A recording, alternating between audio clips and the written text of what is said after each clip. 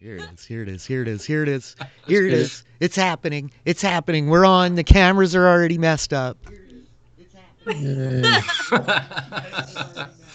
Yay. Wonderful. How are you guys Good doing start. tonight? So- We're on. We're live. We're here. Yay! We're here. Hey, everyone. It's happening. What's up? How are you guys? How is everyone?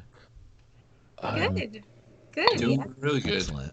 I'm in the middle of a winter storm. It's awesome. Big Yes. winter storm for us New York squad. Yeah. Yeah. How is it down there, Mike? Is it a lot? Yeah, it's a lot, and it's not cool to have sidewalks. Oh gosh, no joke. It's a lot of sidewalk shoveling. I live Yeah. in the country and I don't have a snowplow on my truck, which is very frustrating. God bless snowblowers, but it's a lot of driveway. So yeah, when we get these big nasty storms, I'm just like, my truck can drive through this.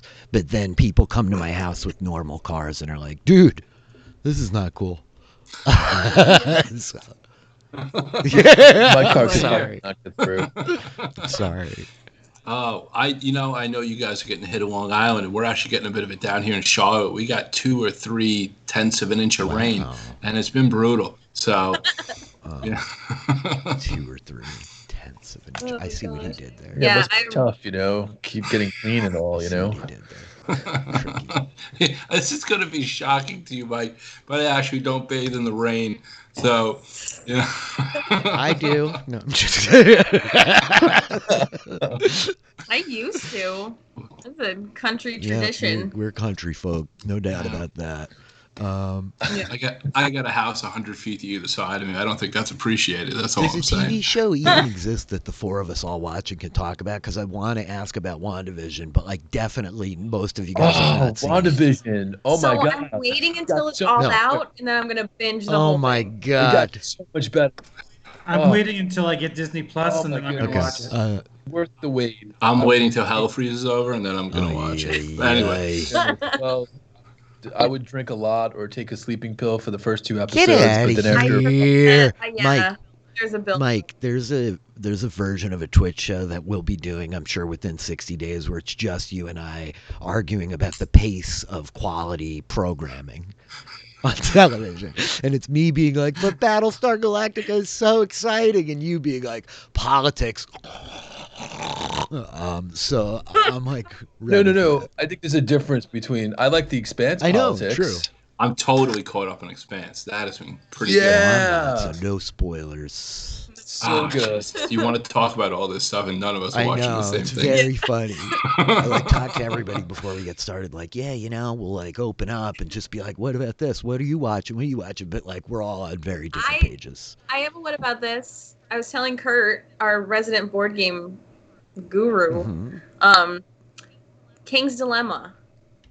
We started playing it, and it's it's Game of Thronesy. It's story based. Everybody has a house, and you vote on different dilemmas.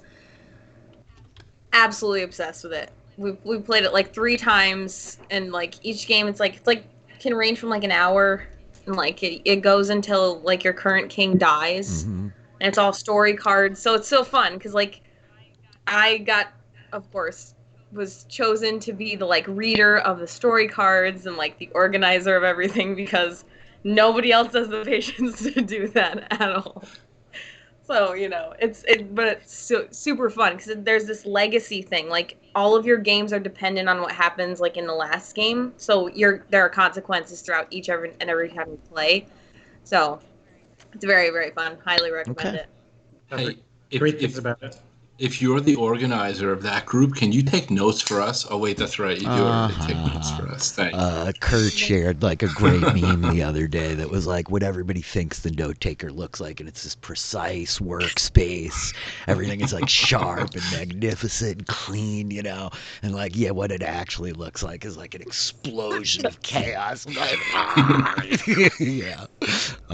Anyway, great. I have a question for everybody since Game of Thrones came up. If you, I know everybody knows about Game Yeah. of Thrones. So, which house would you want or are from?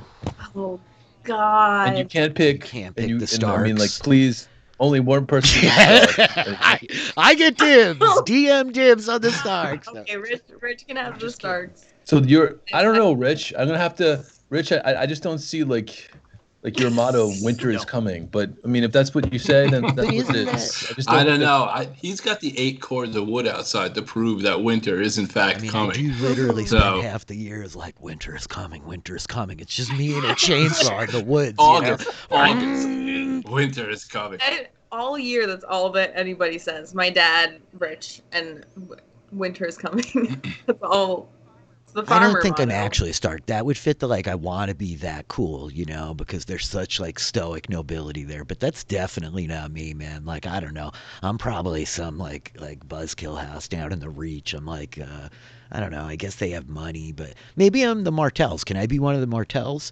Dorn Martell was like the bomb in the books, and they killed the Martells in the show. But you mean unbent, unbroken, unbowed? Is that how? That's the one. Yeah, I could see that. Sure. Yeah, I could see that.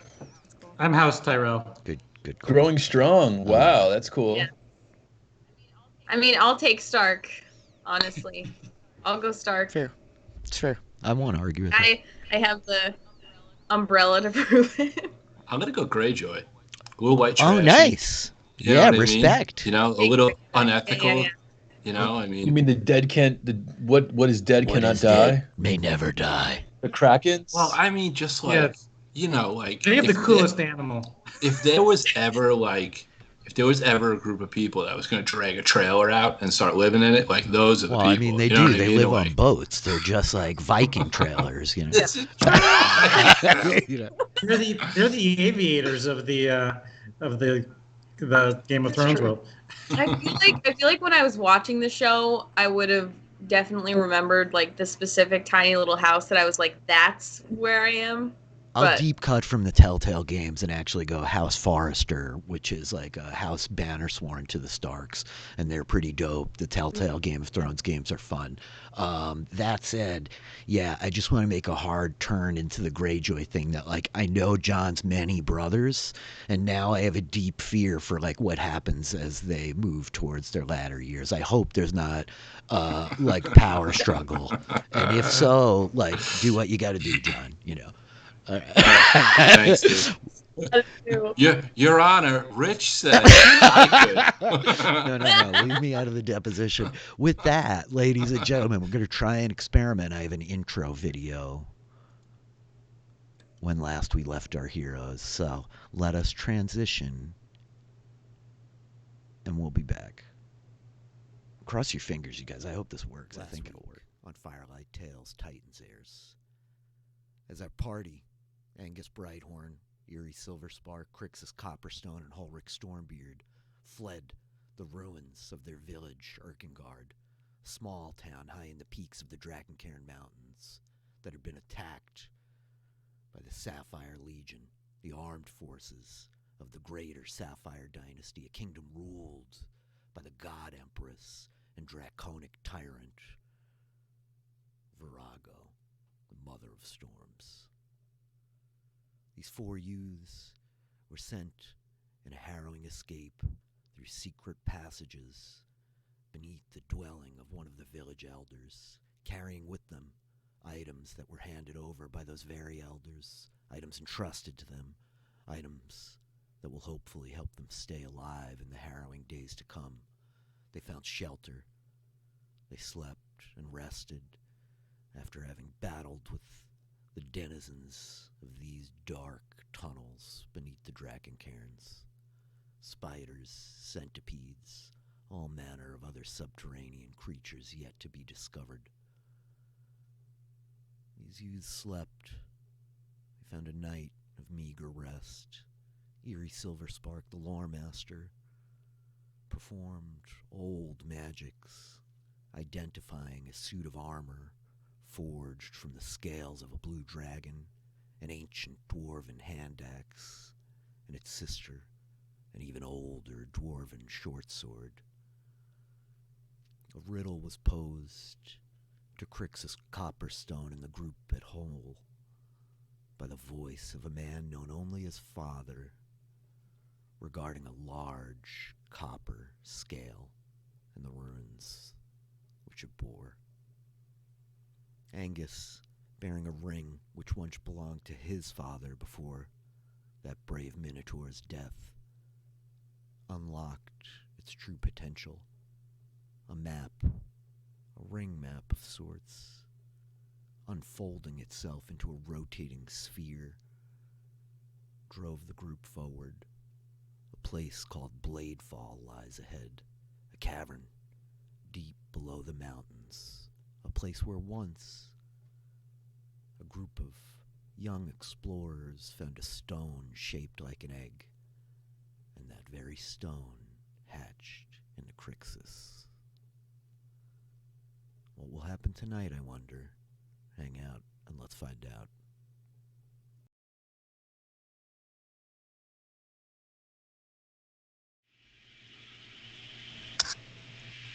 And we're back. Nobody could really hear that. It was a little too low, but so be it. And we're back. We're back. So. It's all a learning process, Indeed right? it is. So, my friends, when we left you off, you had identified your items, traveled further down the paths at the guidance of the ring left to one Angus Brighthorn, whose blood carries the lineage of the Titans in it and unlocked its true potential. And thus you find yourself approaching the chamber, dubbed as Bladefall by the elders of Erkengard, a chamber where once you discovered a stone that walks with you in this very moment, Crixus Copperstone. And with the clattering of sounds that you identified as hooktars in the distance, giant lizards on the cavern walls above, gnawing on the foliage and the growth in this room, you guys find yourself with choices to make. What would you like to do? I guess mage armor on myself. I think you still have it up. No, it's a brand new day. You haven't cast it yet. Okay, you burn one of your spell slots and cast Brand mage new armor. day. I can cast a spell? Of course. Cool. Flame strike on the You can't cast that spell. Oh, can't do that. Nope, That's sorry. right. Oh, oops. Camouflage. Can't do that too. No, I'm sorry. I cast 8 on everybody. Boop, whoop. 5 hit points. Nice. Mike likes to keep us guessing, in case you guys haven't noticed that yet. I check my readied spells and realize I have none. Draw my hammer. I have one spell and it's always ready. It's called attack. Are these giant lizards like domesticated or wild? They are wild, but Well, no, because like domesticatable. if they were domesticated, I'd be like, we need to protect our city's cattle, even though because we kind of went a long way around, but Right. they're still the Erkengards. But if they're wild, I'm like, this is just nature happening. Yeah. Angus, you've noticed they don't have bells on their. They're not carrying bells. The lizards. No bells. No bells. No milking buckets. Nothing. Hey, No brands.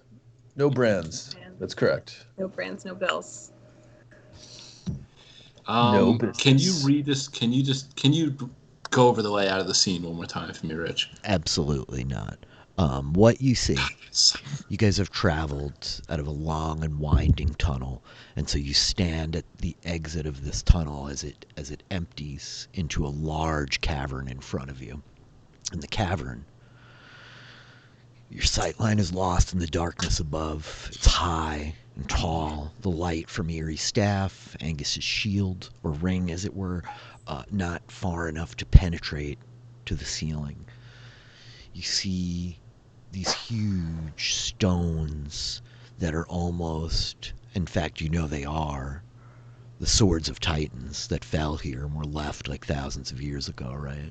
And they stand like these jagged kind of like stalagmites up out of the ground in almost a circle. It's like a Stonehenge type image, but subterranean. The cavern is wide, spreading out in both directions, a solid like 60 feet across from edge to edge. And there are multiple passages which lead out of here, one of which leads directly back to Erkengard, and is not this one. And Angus knows it, for he's traveled it before, as have you two. Above you, at the edge of the shadows, in the dim illumination before it bleeds into the darkness, you see the shadows of what are large lizards, giant lizards. I'm talking lizards the size of horses, herbivorous creatures eating at the moss and the lichens adhering to the walls.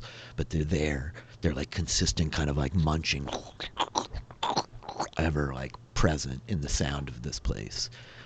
And from the darkness on the far side of this hall, we hear like this rhythmic, consistent clacking and clicking, which one of your allies, I believe Crixus, identified to be hookars. So we don't actually see the Not yet, hookars. you We just hear them. hear Yes. them. Okay. Because the light spells only go 20 feet regular light, 20 feet dim light.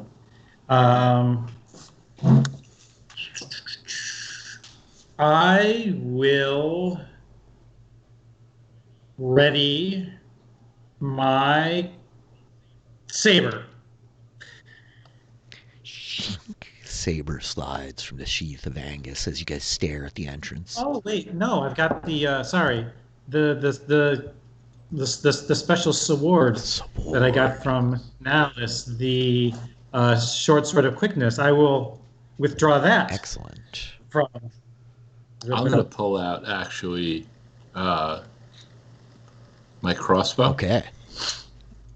And ready that. I'm going to do Magic Stone. Magic Stone.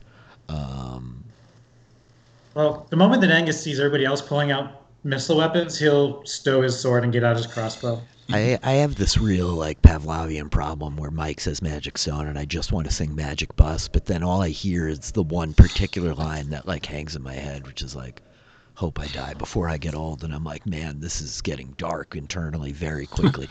So I'm sorry. Maybe you guys don't need any of that internal monologue, but to that end, a Magic Stone, as Crixus murmurs a blessing of Ruldo, the father, over these stones, eerie, conjuring the power of mage armor, rolling a piece of cured leather in her fingers as she summons the powers arcana, and Angus drawing this short sword, ancient dwarven runes along its hilt. I swapped to the short bow when I saw everybody else pulling out missile weapons. I'm like, maybe be ready for the close quarters, yeah. And so I think that with that, the lot of you standing here at the entrance to this large room, you see looming shadows moving at the edge of the light. The light sources stretch 40 feet away. Most of you have dark vision to 60 feet, so all of you except Angus catch them as these massive shapes, two of them emerge from a tunnel opposite you on the far side of this place, and they begin moving across the ground. Clack, clack, clack, clack, clack, clack, clack, clack. Are they coming towards us or towards the lizards? Well, they come out into the room, and they're right at about 40 feet, and they pause, and you see them like lifting their arms up off the ground. These massive insectoid creatures, almost looking like some twisted interpretation of like a mantis. and I can't see them, correct? Negative. Ew. You cannot. So they pause for a moment, and they lift their heads. You see their eyes, white, opaque, no pupils visible, as they live in these dark subterranean places beneath the earth. How many are there again, Two. Rich? Two? Can I do Sure. something? Like move Sure. back? You want to move further back down the tunnel? How Yeah. far from your friends do you go? Not that far. I'm about like 20 feet?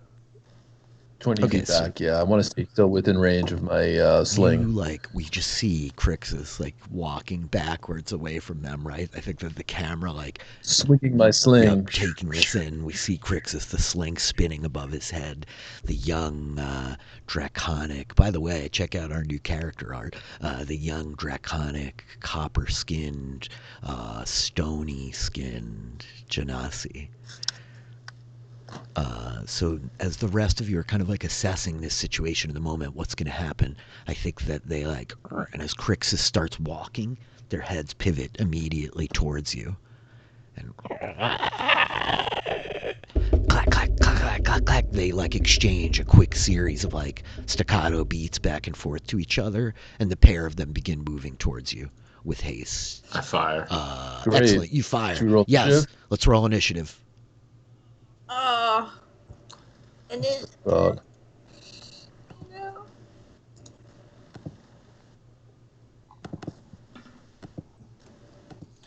I can't select my character, Rich.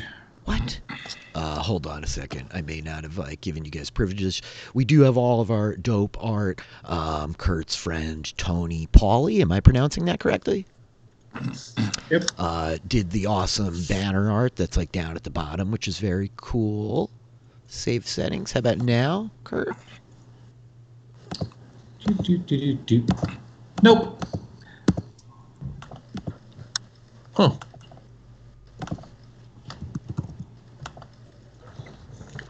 Hold on one sec. Let's try again. But our token art, the little pixel art that these guys have up in their side pictures, was done by a friend of ours, Sean Yunell, who did some really cool work. I'm really excited to have both of those guys' work featured here.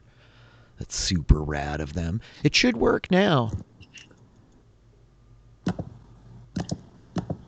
Nope. Okay, I'm gonna. And yes, I do have the arrow selected. I believe you. Roll 20 issues. I'm gonna see if I can't squeak in here.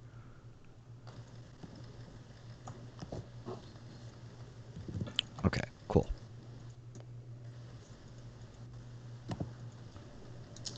And just to give him a plug, if you do want to check out some of Tony's work, you can find him on Instagram at sketchy.tony. Oh, right on. Cool. I'm going to ask you to shoot me that link too so I can put it in the show notes because I wanted to plug him. Sure.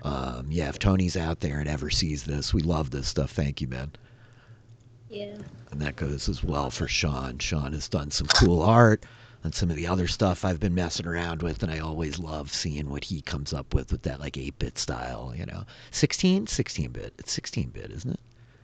Probably. Okay, ladies and gentlemen, both hook horrors go on 8 because they suck, but Crixus Copperstone, quick draw himself, you act on 18, stone slinging above your head. What would you like to do?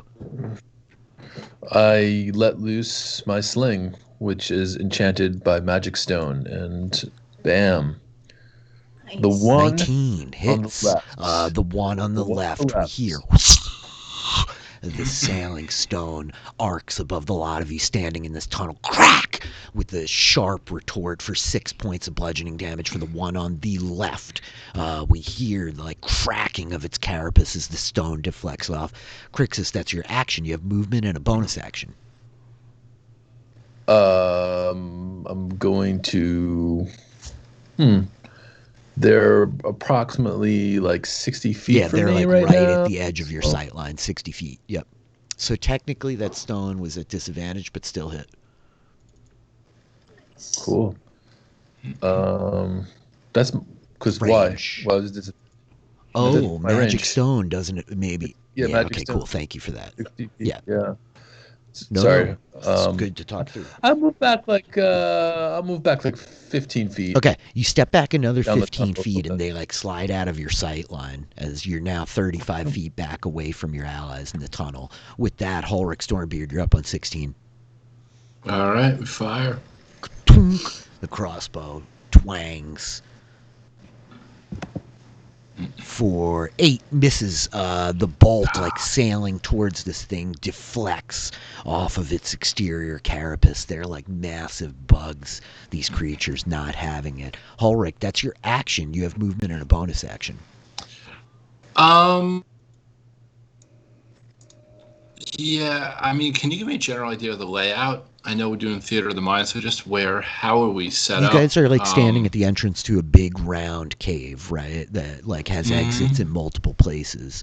And meanwhile, they're like in the middle of this circular chamber. They've kind of moved out to the center of this place, so they're in between these large sort of like stalagmites for all intents and purposes, right?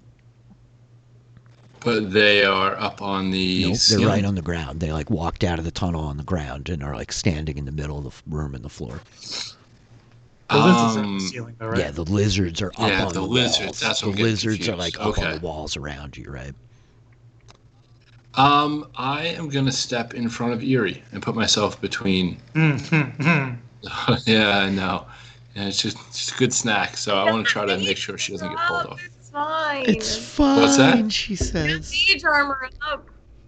Yeah. Fine. They can Does carry that off glue with you to mage the armor. ground so people can't see you? I'm working on it. Okay, I'll get there one day. I love it. So that's it. I'm just gonna step out in front of her and load up. Well, how fast do they move? Does it look like they'll close that distance in this coming round? Roll a nature check. Okay. Let's see. What does Ulrich know about hookars? What do you guys think? Unskilled nature check. Let's see what he knows. He knows nothing. Nothing. Yeah, he doesn't. He has no idea how fast these things are. It doesn't seem like they should move very quickly, but then again, they're clearly predators. All right, can I use my bonus action to take my hammer out and put my... Well, heck, even if I have to drop it, I'll drop the crossbow. Whatever you want to let me do. Whether I'd like to put it away, but if I can't, I'll just take my hammer out. Sure. You can put the crossbow away. I'll give it to you in this moment as they're like standing in the middle of the room. Appreciate it. With that, your crossbow slings down into the hook at your belt, the hammer like spinning off. You have acted. Eerie Vandrin, you're up on 11. I'm up on 13. I don't know why I didn't see that. I accidentally don't have the thing right. Because I still can't click my token. I'm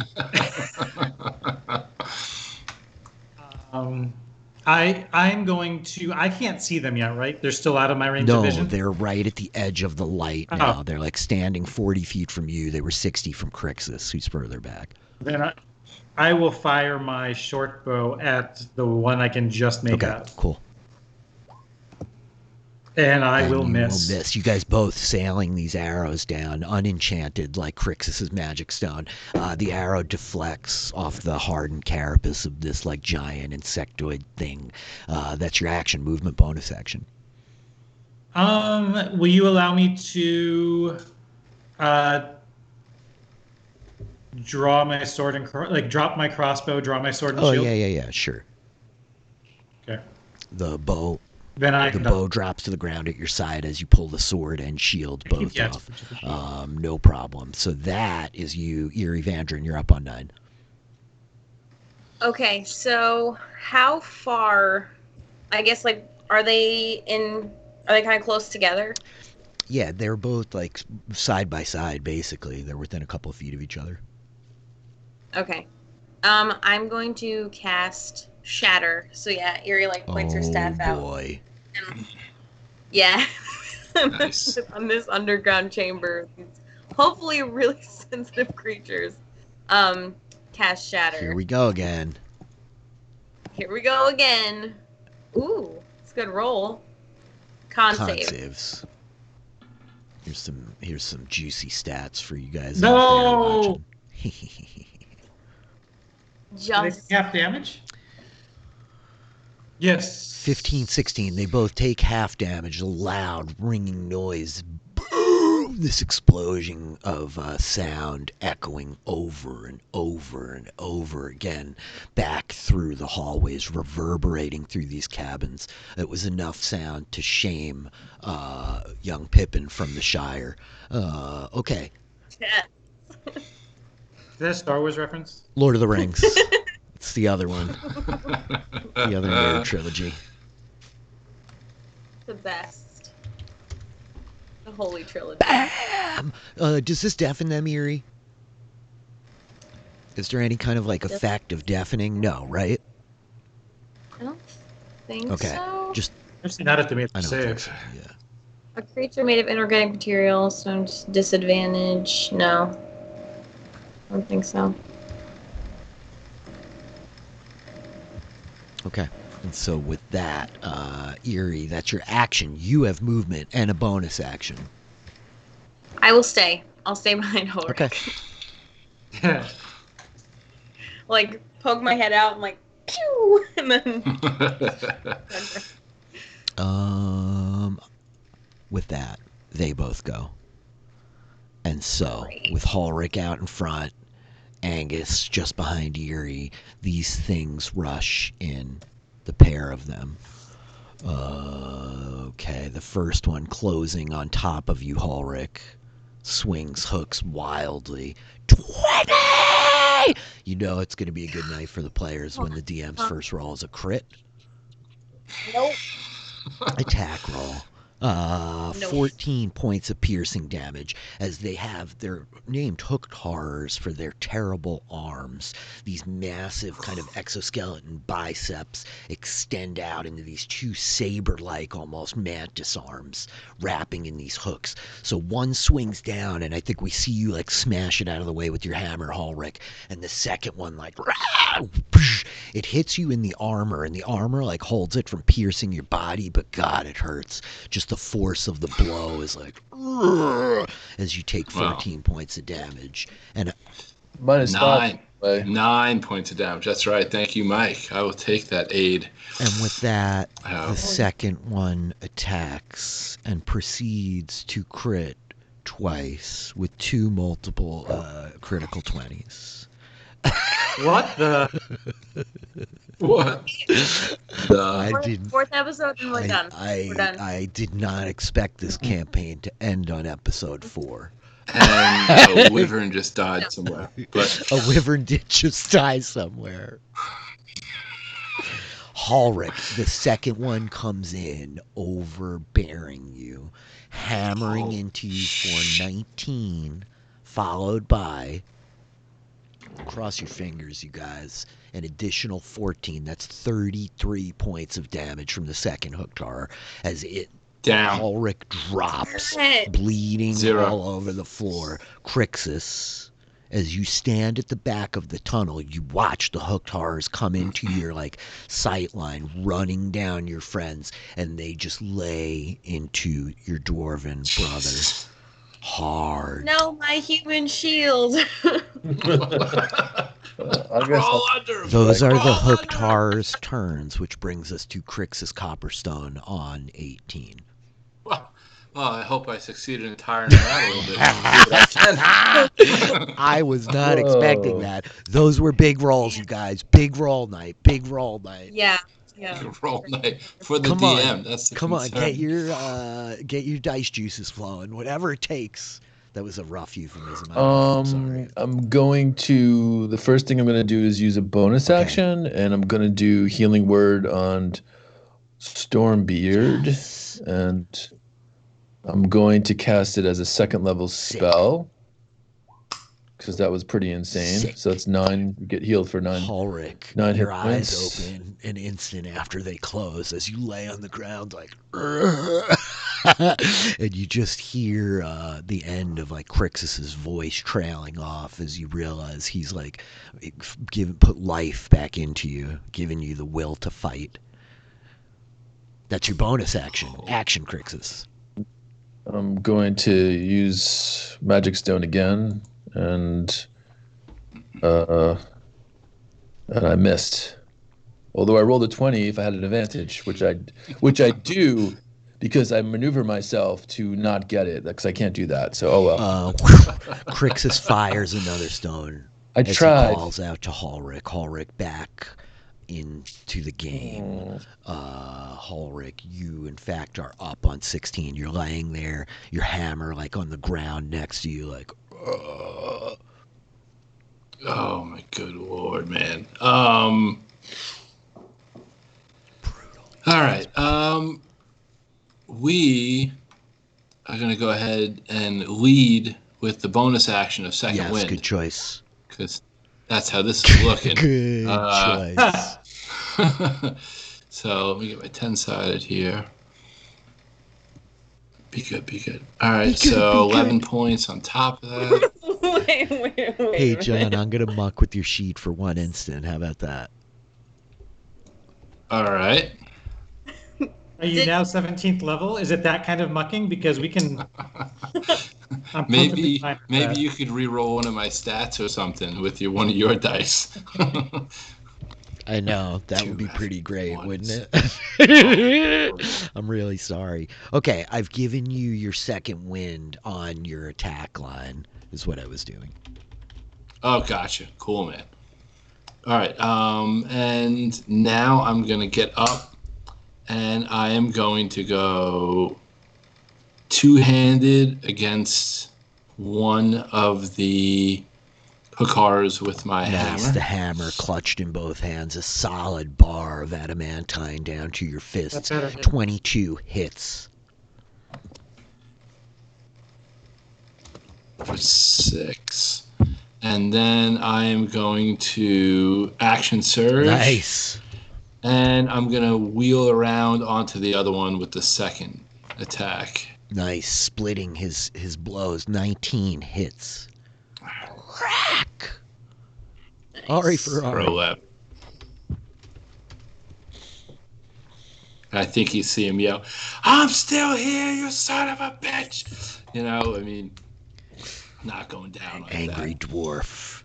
Move out the way, bitch. And so Move out the way. That, Move, bitch, get out the way. with that, Hulric double taps. Crack! Smashing between the two of them. We see the carapace of Chitin crack, this like seam appearing down at this kind of insect, like greenish red blood seeping out. That's your action. That's your bonus action. That's an action surge, Hulric. Is that it? That all you got? I'm just kidding. That's all he's got. That's what you got. I'm just going to make sure I'm still in front of Erie, and I think you just see him turn around and be like, "You're welcome." He's like horrified. Oh my god. You did succeed in protecting your gnome. Yeah. Thank you. Appreciate Erie it. Vandrin, you are up on 11. I'm at 13. Oh, jeez. I'm sorry. It's okay. It's all good. I'm going to cast Cure Wounds on Hulric. Ooh, nice. Thanks.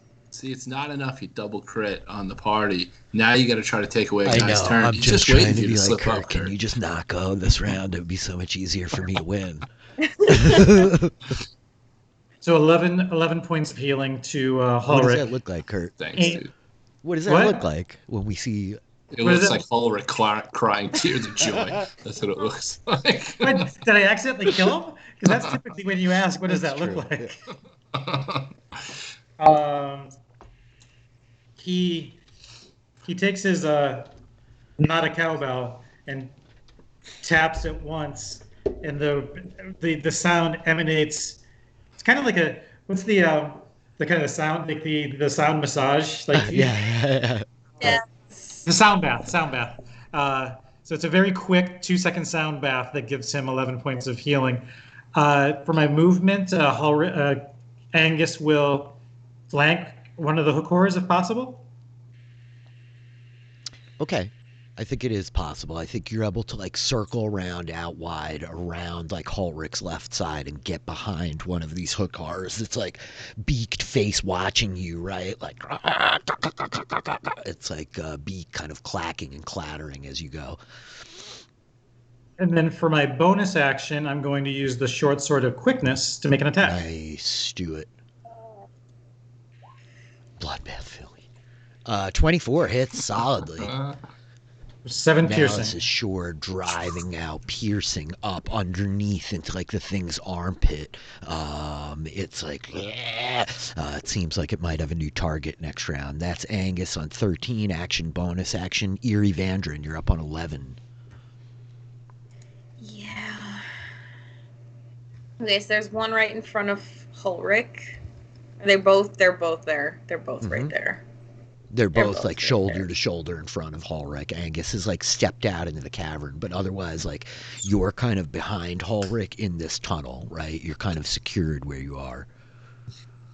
If one sneaks up behind me, I'm screwed. Oh, Minotaur sandwich. Try not to slip in my blood when you're maneuvering around the tunnel.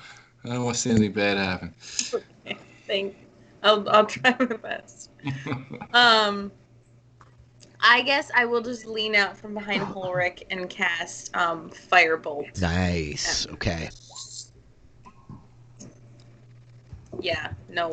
Nice. You like lean out behind Ulrich, but it's at that moment the Hookar is like and like smashes the ground, and Ulrich steps back and like crashes into you, and you're like sending this like firing bolt up into like the light, the ceiling. You killed a lizard. Yeah, exactly. Lizards falling. Dead from lizard the dropped off the sky. wall in the background. Oh no. Eerie, Vandrin, Silverspark. That's your turn. Bonus action. Anything else? That's it. One of the Hookars wheels on the Minotaur, who's just driven dwarf steel. How tall is the Hookor? Taller than you. It's definitely like a large creature. So like, if it rears up fully, it's probably like 10 or 11 feet. But it's got this kind of hunched posture. You know what I mean? Oh, Nikes. Yeah, they're big. Okay. So for Angus, this one like wheels on him, twin hooks stabbing out, 8 and 25. 8 misses easily as Angus, too quick for this thing, just rolls away from the stabbing hook. But the second one like catches him low in a leg. I just rolled damage, roll 20, be lagging. Meanwhile, this second Hookar on the battered Ulrich. So Angus, 14? you take 14. Jiminy That was Christmas. max damage. What's happening, you guys? Oh my God, this is where I get Stop like this DM right sweats. now. You know what I mean? Well, I mean, to be fair, it is 2-1-2-1, isn't it? This There we shouldn't go. be that That's good what I like. hard. Ulrich, this one in front of you seems distracted by the predatory Minotaur that is circling to its flank, and thus, as it like drives down for you, you smash the first hook out of the way, and the second one like coming for you, I think we see you bring the hammer low and like crash it into one of its feet. The Hookar losing its balance, tumbling over sideways, it falls prone at your feet with a critical one, missing both attacks, bringing us to Crix's Copperstone on 18. Can I? They're right by Ulrich, right? Yep. So I'll move up and attack it with my Warhammer. Nice. Is that okay? Yeah, so you come like pushing down the tunnel, stepping past Eerie easily, and you push out next to Ulrich in front of the doorway. Mm-hmm. Would I be getting advantage because of? If you attack the Angus? upper one, yeah. If you attack the one on the left, then you will because of Angus, yes. Sure, that's the one I'm going to Gotta go for. do it. Go for it. 21 sick. The one-handed blow of Crixus's Warhammer crashes into this thing's chest, and we hear like as this exoskeleton cracks inwards, right? That's your action. Bonus action? No, Okay, I'm good. he's good. Ulrich, you're up on 16. Two-handed again. Twin hammers spinning. Yeah. Well, does one look worse for wear than the other one? Negligible. 'Cause I'm only going to get one It's swing like this time. They're within 1 hit point of each other. Okay, second question. Are they both being flanked? No, only the one on your left. The left it is. All right. Swinging for the one on the left. Batter, batter, batter. Swing. That's so weird. 17. Hits solidly. Well, 20 would be Oh, solid. nice. 6. This sucks. As you crack into this thing, it now like is starting to really look hurt. I think you drop your hammer, it just follows up on Crixus's, like two dudes driving railroad stakes, you know what I mean? Ding ding ding ding ding ding. You like bring it in following, and we see this crack like widen, flakes of chitin falling off of this thing's body. Hulrick, that's your action. Bonus action? That's it. I'm gonna stay Angus, put. you're up on 13, sir. I will attack the one that I'm kind of flanking, doubly flanking. Does that mean I roll 3 dice and I get to take the best one? Yeah, but you have like DM disadvantage because you only get the 2 dice. I'm sorry. I will attack the same one, the one I'm flanking with both Hulrick and Crixus. 26. 26 hits I very hit. solidly. For 10 points of piercing damage. Yes. Huzzah! Huzzah! You punch into it with the short sword for 10. It is still up. You yank the I will blade out. attack it again with my bonus Got it. action. 17 hits. It's the 17 hits.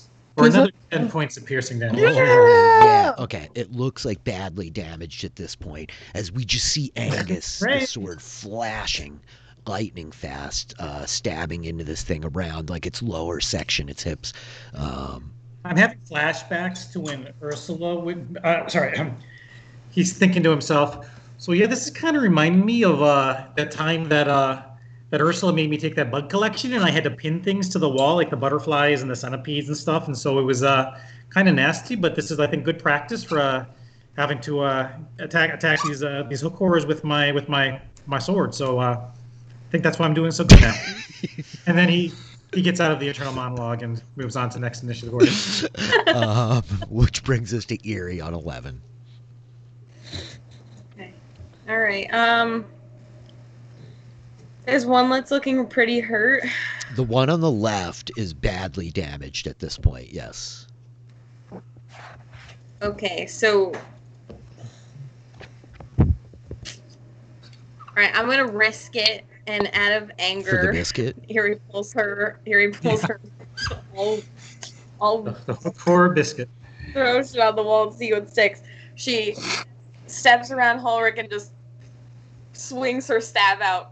Whack! Tries to hit I it. love it when Eerie is just like, you know what? Let's like Okay, get in I got here. Let's do it. Go for it. 20. Yeah, hits solidly. Holy Oh, crap. hell yes. 4. That's 4. For 4 points of bludgeoning damage. Wouldn't it be adorable if that took it out? It does not. I'm sorry, Eerie, but you are now shoulder to shoulder with your companion. Your small copper-shod staff spinning in your tough little gnomish hands. No bonus action or anything, right? No, Okay. I'm good. This one now very fixated on Angus as this deadly bull has wounded it badly with this dwarven sword. So, What did he call me? bull. Bo? Well, you know what I say? I say Now bull he's to those attacks because he missed, son. Yay. It's as though the speed of this dwarven sword in your hand has enhanced the speed of everything that you're doing, Angus. You feel this fluidity to the fight, like the dancing that you would have heard of in the great celebrations of the years past and vaster towns than Erkengard. But you just spin and whirl, avoiding these hooks with ease. Hulrick, on the other hand, takes 2 shots. 22 and 21. Good The God. hammering, unrelenting fury of this thing is too much to bear. Well, it's not so not bad. that bad, I guess. You take 17 points of damage, Ulrich. I mean, comparatively to what you had been taking. That's fair. That's fair. Still almost half your hit points, but hey, that's okay. This is not considered. Just got to open a cave lizard and throw his body in there anyway. These hookars are panicked, deeply terrified. The one in between Angus, Eerie, everybody, it's gonna run. So everybody has an attack of opportunity at it if they want. We all swing at once. I'm gonna wait and save my reaction after I see how this turns out. 14 misses. Oh, 18, you're flanking. Hits, Eerie. 20! Crixus don't attack.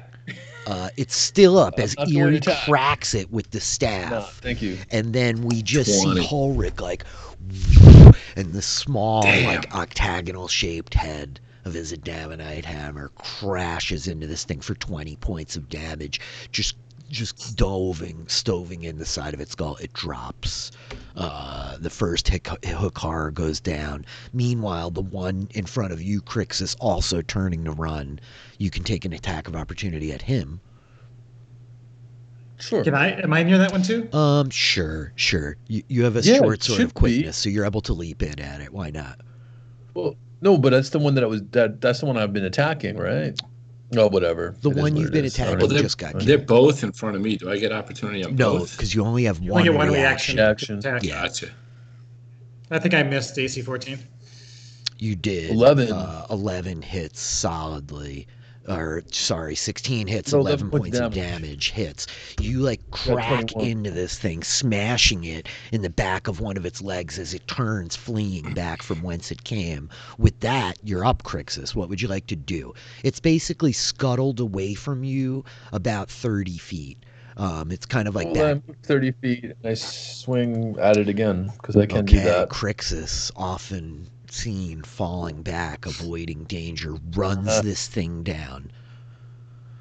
I don't think I do hit it not. unless I have You advantage do on not. As you like come to the center of the room, we see you like reaching out, swinging shield in your other hand, and it's too fast for you. It just like outsteps your pace. That's your action. Bonus action.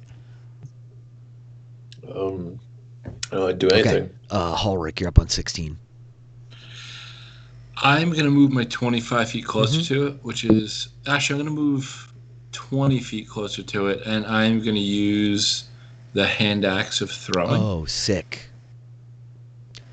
and whip that thing off my belt and just send it We out. see Ulrich grab this new axe that Eerie cast her spells over last time. It has this curved wooden handle, an old iron blade on it, and Ulrich heaves the thing, his warhammer clutched in his other hand, but it spins end over end, cartwheeling past this beast as it's moving wildly up and down, gesticulating and articulating in this very like strange way, right? And the axe vanishes into the darkness. That's your action. Bonus action. Can I recall it on Your a bonus bonus action? you can summon it back. Yes. So we see like Awesome. It suddenly just Summon it reappears. back through the hook order. It's not Mjolnir. Full It sword. does not have boom. Yeah, the hick horror is something Yeah. different. I knew one of those in high school.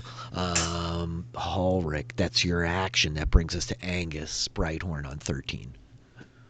I will close 30 feet, and I will attack with what now it says short sword. For AC 24 for 9 points of piercing damage. Sick. You drive the short sword into this thing's like abdomen, like yanking, cracking some of the exoskeleton. That's your action. Bonus action. AC 14 is a miss. 14 is a miss. It's AC 15. The second sword stroke, like knocked away by one of its hooks at the very last instant, which brings us to Eerie. Vandrin Silverspark, you're up on 11. How far away is this thing? from 30 me? feet. 30 feet. Okay, so I will cast another firebolt Got at it. it. Rolly-olio, 25 hits. Nice. Yay! Oof. For 4. Well, it's It something. sure is. We see the fire deflect off of its shell, scoring, leaving this black burn mark. You smell the scorching right on top of it, Crixus and Angus. Eerie, that's your action, movement, bonus action. And it will go on 8. So it lashes out a hook at each one of you two. One for Angus, one for Crixus.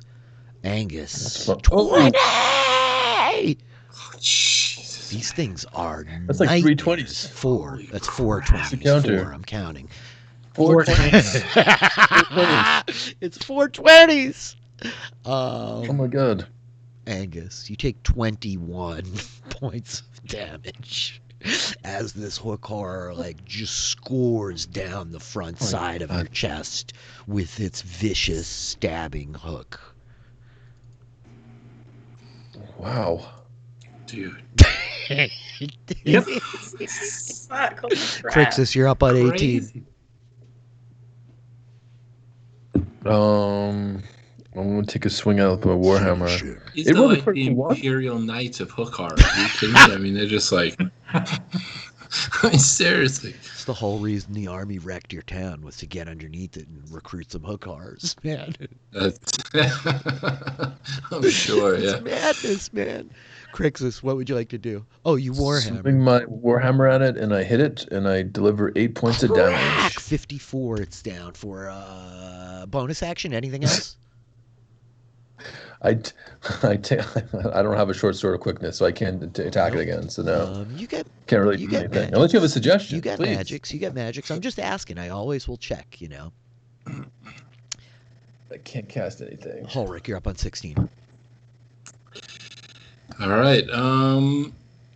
I think we're gonna. Did it move at all, or just it stayed put? wheels. Realizing it was Put. being Once chased. it got run down by Crixus and Angus, it just wheeled on them. It realizes it's gonna have to fight to the death. You know. And it might kill you. So I mean, it feels pretty bold.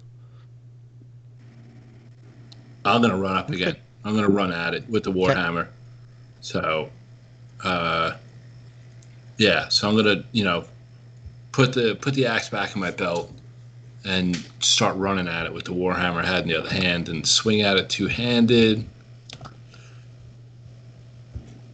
Oh, good lord! This man. is. Are we surrounding it at all? Not No. quite. Not Not yet. quite.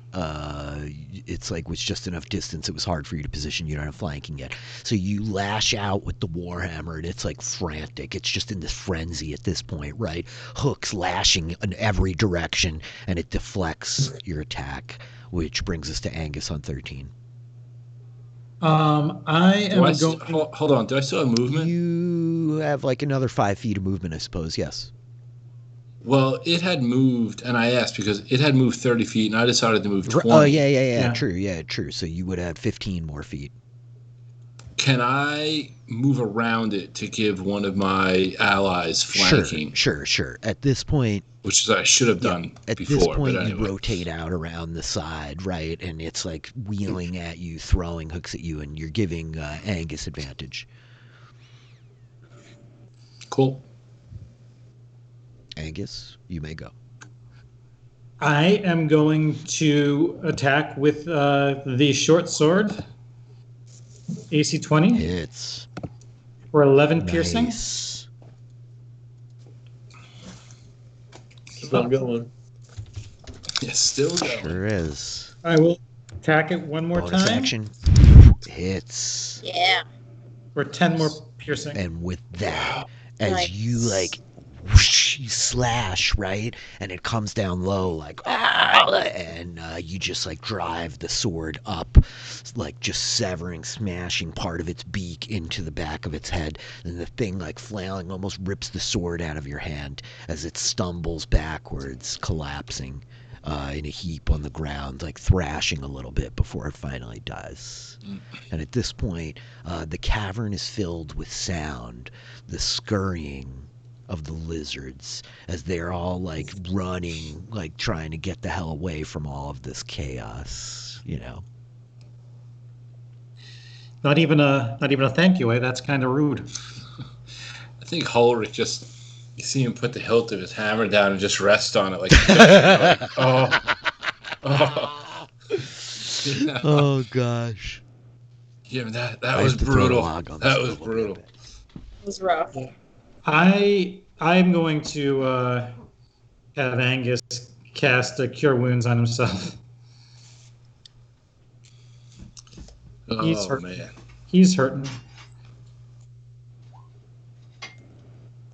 Dude, that was a roller coaster of hit points. I started out with 46, went immediately down to 0, actually -1, and then up 31, back to 31. Now I'm down to 14. I was like, oh my goodness, man, just all over the place. Oof.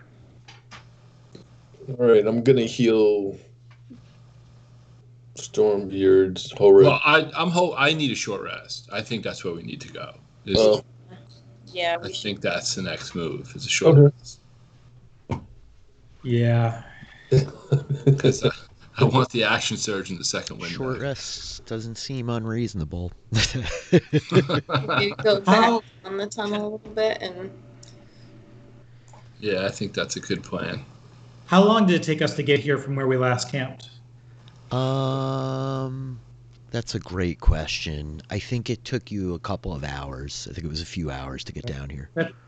That sounds right. I think I vaguely remember. And I forget when. So the ring kind of guided us here. I remember asking this last week, and I can't remember what the answer was. When I reconfigured the ring back into ring form, did I stop losing the sense of direction of where we needed to go? Okay, it's only when it's in the. As it Yeah. like took that drop of blood from you and like collapsed on itself. Yes, as it was floating in your hand, you could feel it like drawing you. You know what I mean? Yep. All right. Can I roll hit dice? Are we going to successfully complete a short rest? It's a good question. Nothing's a given at It's this a great point. question. You know? A So- lot of you guys, you're like all gonna slow down here. You're gonna take this short rest. Okay. Yeah. So as you guys like find yourselves gathered by these bodies of these broken hookars in the center of like this big massive chamber of Bladefall, you sit and Ulrich bandages his wounds. You drink. Let's see. Do you complete the short rest? Yeah, you're in good shape. The hour passes. It's tense. By the time the like time has passed, slowly the lizards have started to like regather in this area, working their way down from the higher elevation of the central ceiling in this chamber, and they're gnawing at the plants and whatnot growing on the edges of the walls. Nice. You.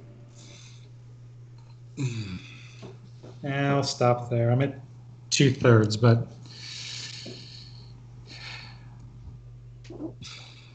So that was rough, eh? Yeah, I was a little worried about you guys there for a second. That was a very deadly encounter. I don't even want to say it. For the hook horrors, yeah. That's what they're called? They're called Well, hook hunters? That's what I read. Those are the tales that I have read. I'm assuming that's what they were. Do you know if they have any? If we encounter those again, is there any like weaknesses that they might have? Because they really hurt us badly. Repeated blows. Swords and hammers seem to do a trick. Well, they seem to be communicating with sound. Maybe sound is a possibility. Maybe if they. Does anyone have any knowledge about that? Maybe if we could use sound against them, or I mean, I tried in the I was hoping that the shatter. I was hoping that maybe their hearing was more sensitive, but it didn't seem to do anything. Why don't you make a nature check, Eerie? Yeah.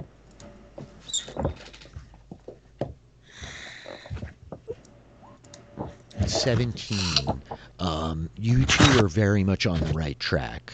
They're not particularly vulnerable to thunder damage or to like sound attacks, but that is how they were able to hunt and locate. They're blind, and they're operating with echolocation. So you have a feeling like you disabled their senses with that shatter by doing that. That you probably made it like hard for them to be able to track you guys via vibration.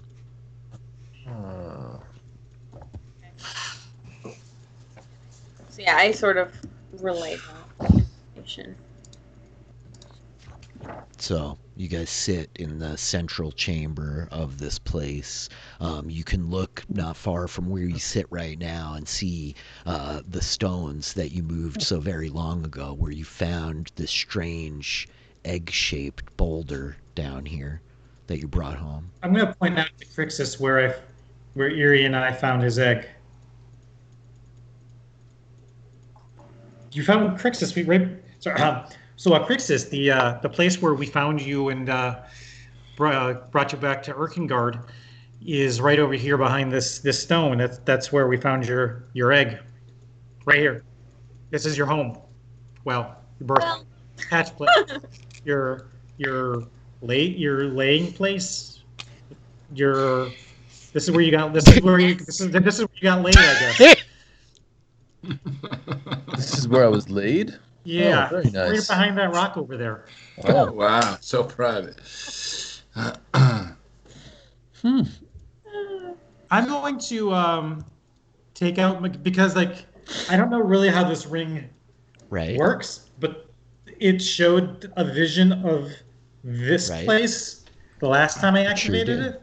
So I'm going to take out the ring one more time and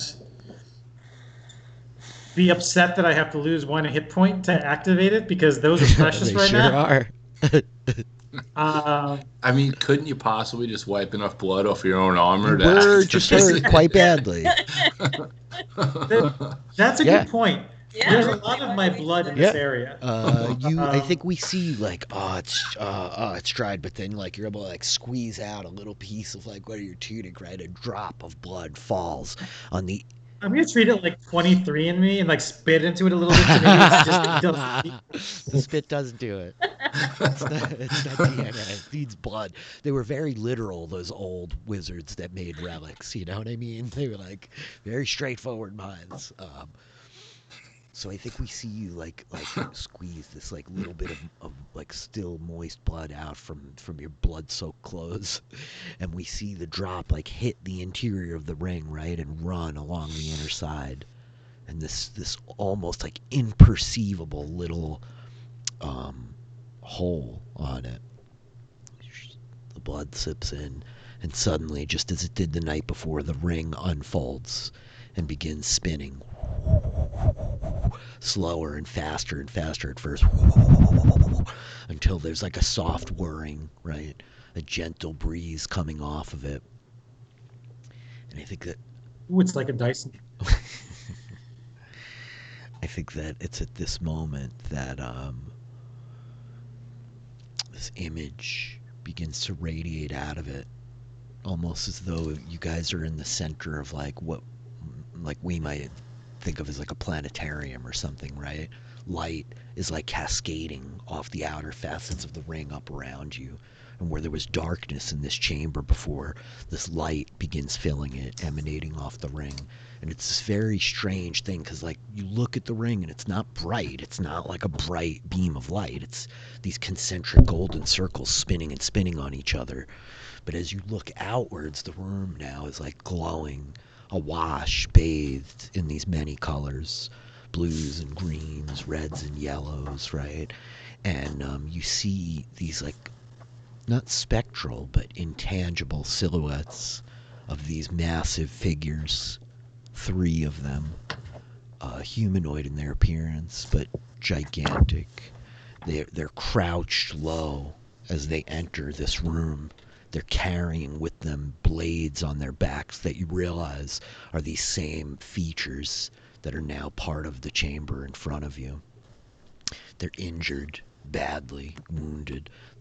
2 of the 3 wear armor, which is destroyed and obliterated. Gauntlets missing, greaves gone, the armor itself burned, scored, melted, and dented in places. And as they enter, the third one with no weapons turns, and you hear this voice kind of booming through the chamber. This is our last stand, brothers. We must make it count. And as Eerie does, you see its hands move. You hear the intonations of arcane phrases, and a tunnel that they've entered through, equal to their stature, collapses.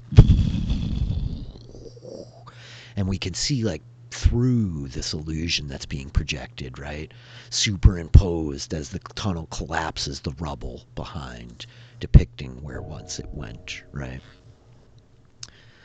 And I think that the other two, one, like, falls to a knee, like, I don't know that I will endure that long. We are the last of Clan Erkengard. We must hope the young one got away. Do you still have it? And it's at this point the third one takes its sword and plants it down into the ground, right? Kind of turning and looking to its injured companion, reaching forward like, I have it. I have it. Fear not. Fear not. So long as we endure, we will not lose it. And he, like, kneels next to his friend, reaching into this, like, huge kind of satchel that's slung over his shoulder, bringing out this tiny, looks like a pebble. And you three can see it, the stone that you found here so long ago. The last gift from Ruler. We must not let them take it. And the oldest of these three, the injured one, kind of leans back like, protect them. Protect them. His eyes closing.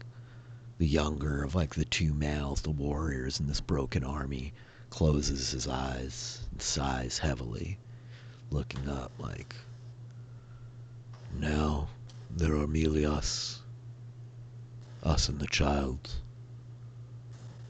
I hope he made it to the sea. Perhaps if the mountains couldn't keep us safe, the sea will protect him.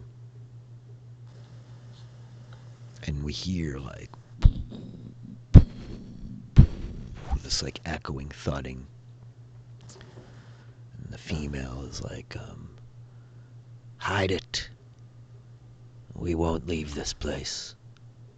Not alive.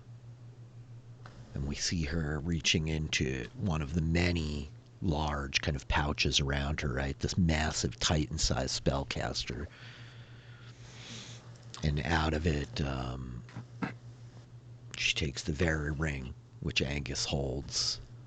And I think that, like, she's holding it, looking at it for a moment. It's that instant that in this illusory scene that's playing out for the four of you, we see a figure stride into the room, cloaked in darkness itself. Not dark linens, not dark clothes, but darkness, like shadows, moving, alive in their own accord.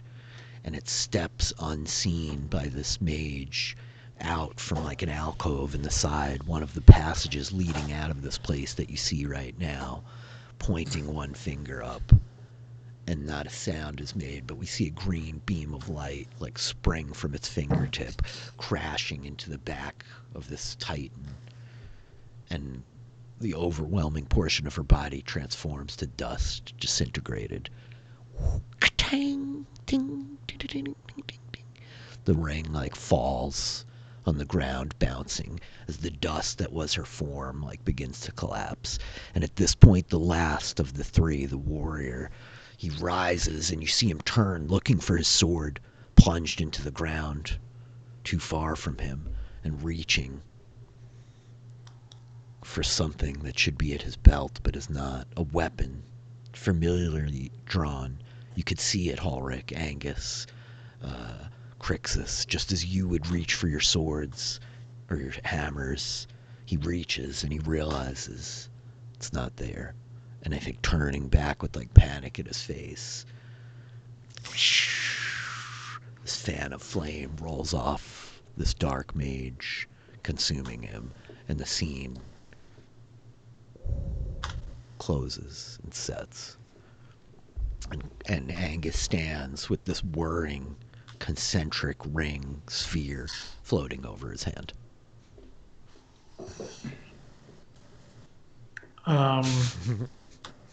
He will like. It's kind of like that part in the you just beat the video game and you're like kind of like waiting for is there an after credits sequence, but when it kind of looks like that's it and it's just spinning, he'll kind of will it to deactivate and return to normal, and then he'll place it back on his horn. Okay. As you like focus your thoughts on it, I think you close your eyes for a moment, like focusing your mind on this thing, feeling this like connection, and you can feel that like it's drawing you to the surface. Like you just feel the sensation of like up, and we need to get up. Is it like regardless of passageways? Like it's not drawing me towards a particular passage, it's like just up. Okay.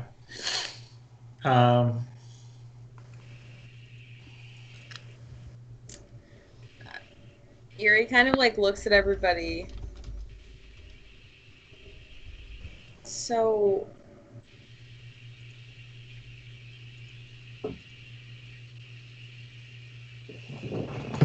I mean, we're the last clan Erkengard. Well, we were told that it sounds like many of our guard folk, kinsmen, whatever you wish, were captured, not killed. So I know, but I mean, we need. I don't know. That was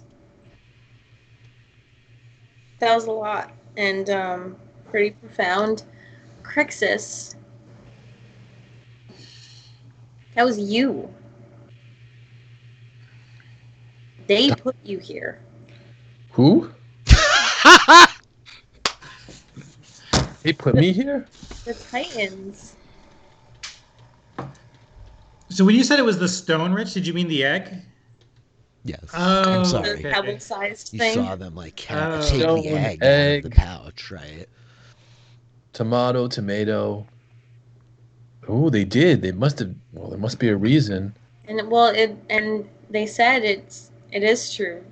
Rulo was the one who gave you to them. Who's Rulo? Just kidding. Just kidding. You hear a chuckle in your mind, Crixus. I told you. All I know as I look at everyone, I think that we have to make haste. That's what I think. We need to go quickly. Time is of the essence. Did it like... We have a purpose. We have a destiny, everyone. I can feel it in my bones, or whatever these things are called. I think I don't think I have the bones like that Ulrich eats a lot. I don't think I have those. I look back at Erie and I'm just like, it was just a few short hours ago. I wasn't a part of Clan Erkengard. I was a Stormbeard living in Erkengard. And there is no more of that. There is no more of anything. And I'd be honored to be one of the last 4 people of Clan Erkengard. Wow. Well, let's go save the ones that can't do anything. And Angus is in thought. Look at his face. He's thinking something right He now. sure is. I could feel it.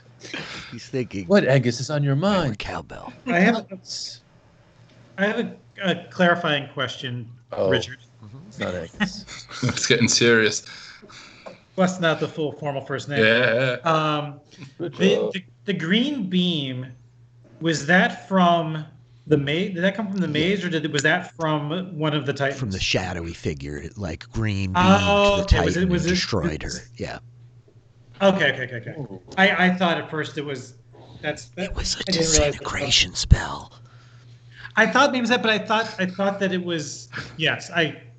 So it's all good. I picked up on that afterwards, but I needed to be sure because I thought maybe it was also indicating something, like a place to look. Angus is going to go actually inspect the collapsed passageway that they came in through. Sure. Why don't you make an investigation check as Angus heads over that way? And you have light cast on the ring. Is that correct? Okay. Yeah. Eerie will follow, and Rich, we didn't recognize anyone, did I can we? help From you. evil? We didn't recognize any of those evil folk. The shadow. I mean, Yeah, it would was that be literally a creature bad? in a shadow. That's There was nothing. Okay, it was just shadows. That's what it was. Just darkness. Make a investigation roll, Crixus. Let's see. How about I take a guess? Sure, take a guess. No. I'll roll investigation. I feel like okay. Chris is going to be intuitive and say, I or feel like insight. I've seen this shadowy figure before. Maybe. Gotta roll investigation, and it's a 17 or a 20, depending upon the DM's. I think I have an advantage on this because. Who did you think it my- is? Who do you think it is? I think it's that lady. Imagine that. well, which lady? Your lady. that you right? hit. Oh, the one on the Rough. disc. I don't know. I mean, she's Did the shadowy figure have She's amazing. breasts?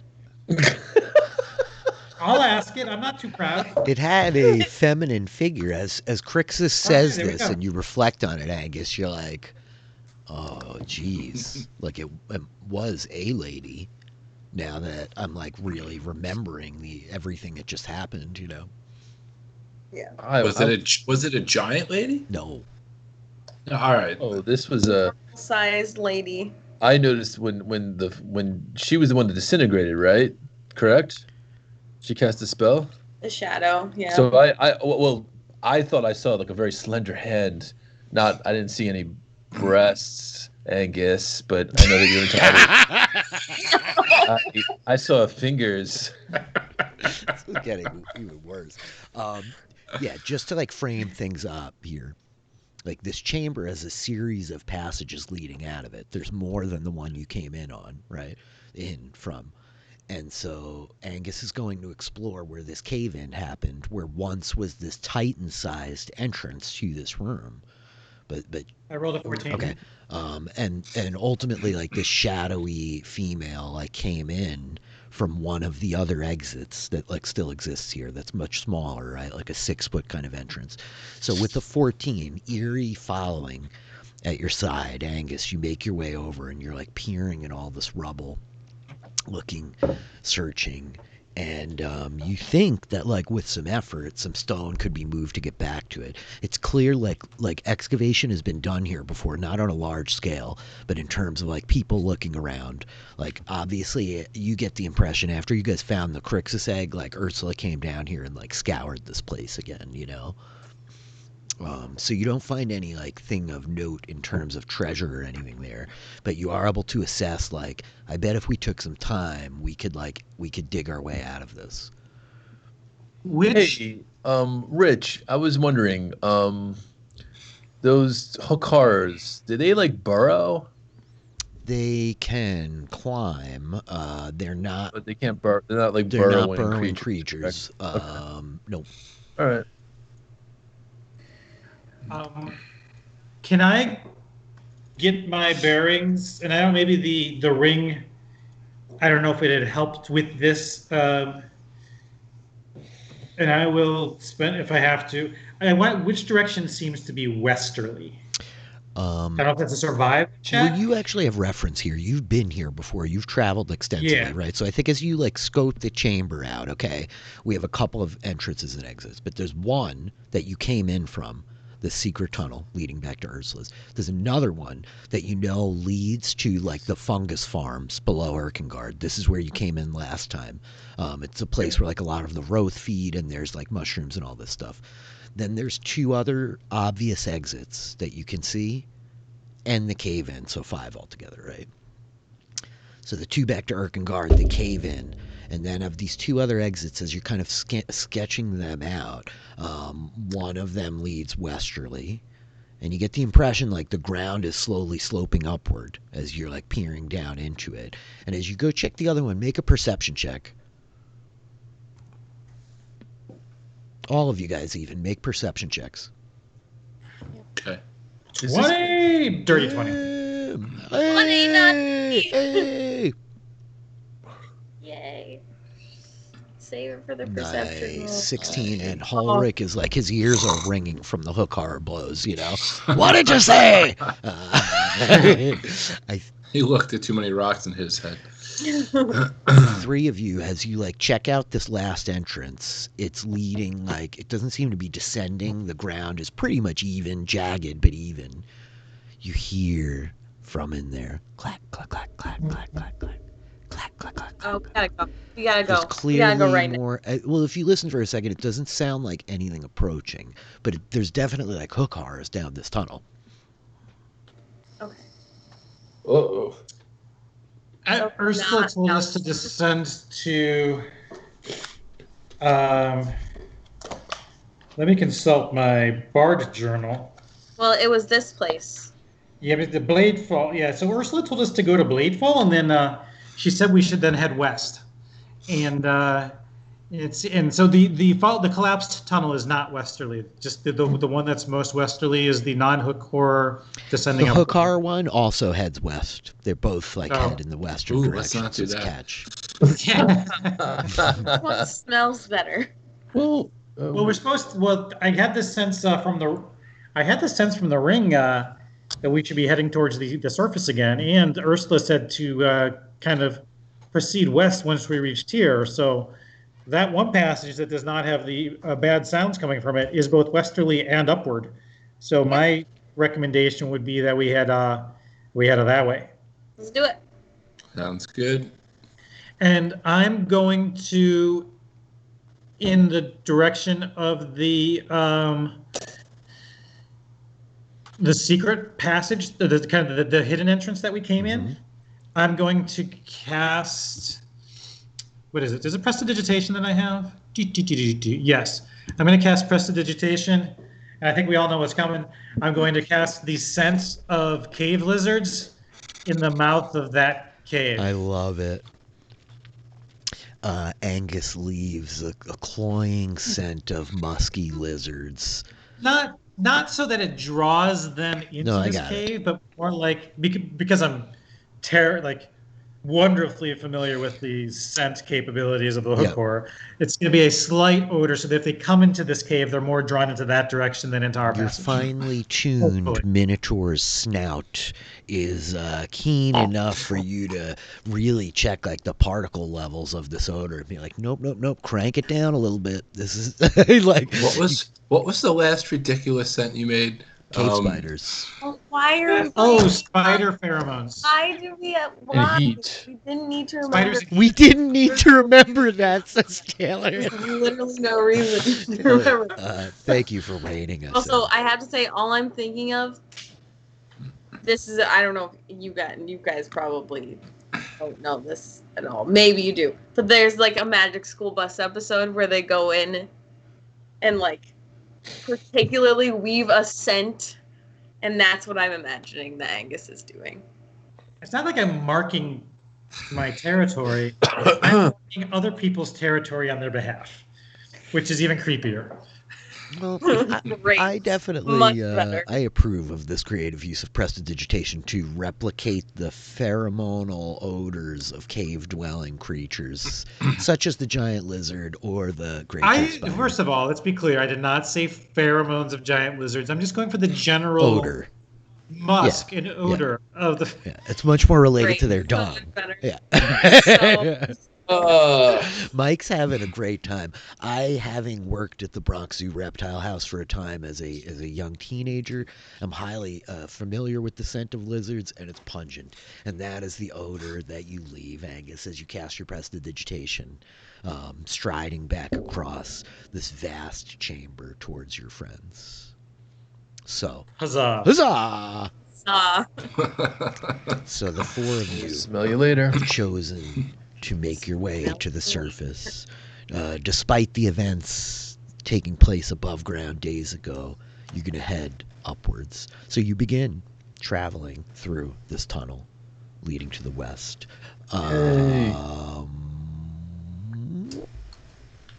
Traveling. There are a few passages along the way as you go. Who is in the lead? Who is leading your group? Are we just going to do ascending height? Yep. Yeah, we can do that. So you're putting the gnome in front. We've always put the gnome in front. Yeah. That's why everything tries to run away with theirs. With that, close enough that I can play human shield in the blink of an eye. Can we go too wide? You know what I mean? 2x2. Points you can, yes. Sure, I'll give it to you. So it's Angus or it's Ulrich and Yuri in front. Yeah. In single file passages, you know the order. In double wide passages, double wide. It's back to the House trailer. Greyjoy, we know double wide. We're back to the trailer Vikings.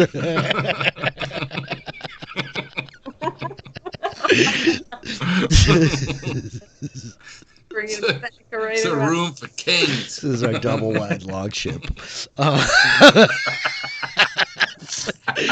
Why don't you make a survival check, whichever one of you wants to, in the front that's leading the group. I'm going to help Ulrich make a survival check. I love that my automatic like triggers like, whoa. I'm helping. 17. That was very important help. All right. You guys move through a couple of forks in this thing. There are a few points where there are like 2 and 3 different passages. It's not like a straight and simple path. This is not a man-made corridor. You're traveling through like a natural cave system. But between Ulrich's dwarven sensitivities and Angus's sophisticated awareness of being in this place, you guys are able to continue your ascent heading upwards. Over a period of 8 hours, you guys walk through the darkness, through the moisture, the heat coming up from below ground. The further you go, as the hours pass, it begins to get cooler and cooler. I just rolled a 98. Yeah, you did. That's either really good or really bad. Yep. Not great, Bob. It's not great, Bob. So you guys, I think you come up into a fork in the pass, and there's a moment of like hesitation and discussion. Angus looking like, no, I think like you're probably right, Ulrich. Yes, this way. And as you guys start to move, let's have you roll perception checks again. Oh yeah. Wonderful. Hey, what can crit on me this time? Very 20. Nothing beats a 14. What'd you say, Mike? Your passive perception? What's your passive perception? I've been wondering about that. Can I switch my passive? I'm wondering about that. What's going on? What do you mean? Are we actively looking, or are we passively perceiving things? I've just presumed that you would actively look in this moment. But I think the point is, this is something I've always wondered too. Can your active perception be lower than your passive perception? It can. It's a catch. So what's your passive? What's your passive perception, Mike? It's an 18. Okay, got it. And actually, don't pay attention I think to we're in anything. trouble. Pretty much. Rich just probably leans on his passive perception. Like he just doesn't. He's never actively looking. That's a really good point. Yeah. It's a really good point, and that's fair. It's like worth bringing up, Mike. So okay, to that end, you, Crixus, as well as Eerie and Angus. Ulrich is like a little like focused on the passageway, like which way are we going? But a lot of you like hear this scraping sound, and from like this impossibly kind of small seam underneath one of these rocks, you realize like there's this crack that's about like 18 inches high or whatever. Out comes this massive scorpion. You see it like leading with the pinchers, right? Scuttling along the floor. It looks like it's making haste towards who? Towards Eerie, because she's tiny and it feels like it could grab her and run off.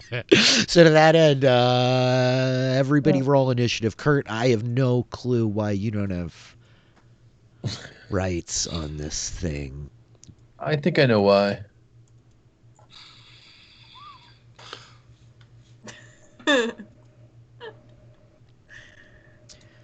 Oh,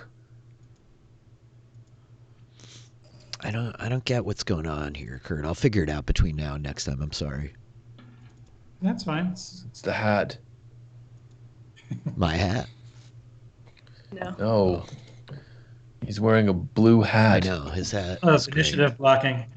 The initiative blocking. Yeah.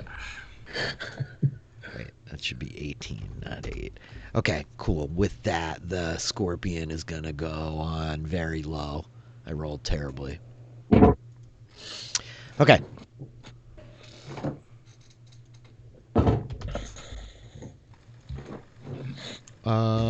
Angus, you have an action.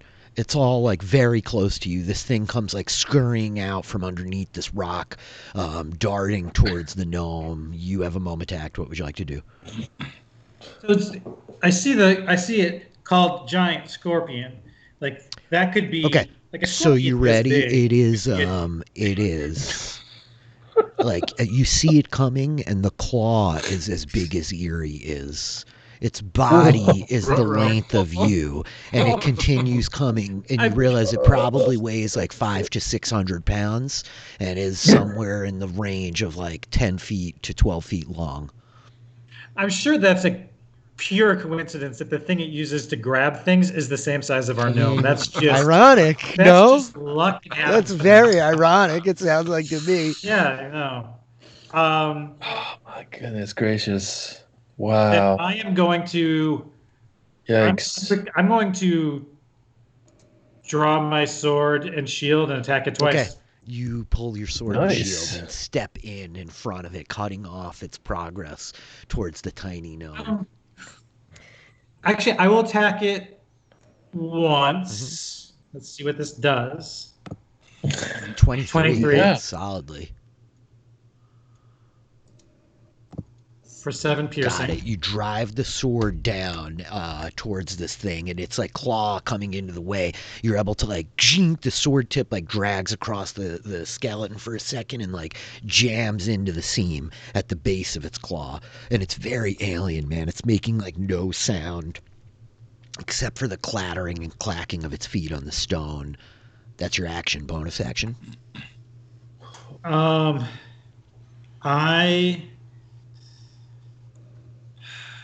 I'll attack it Okay. again.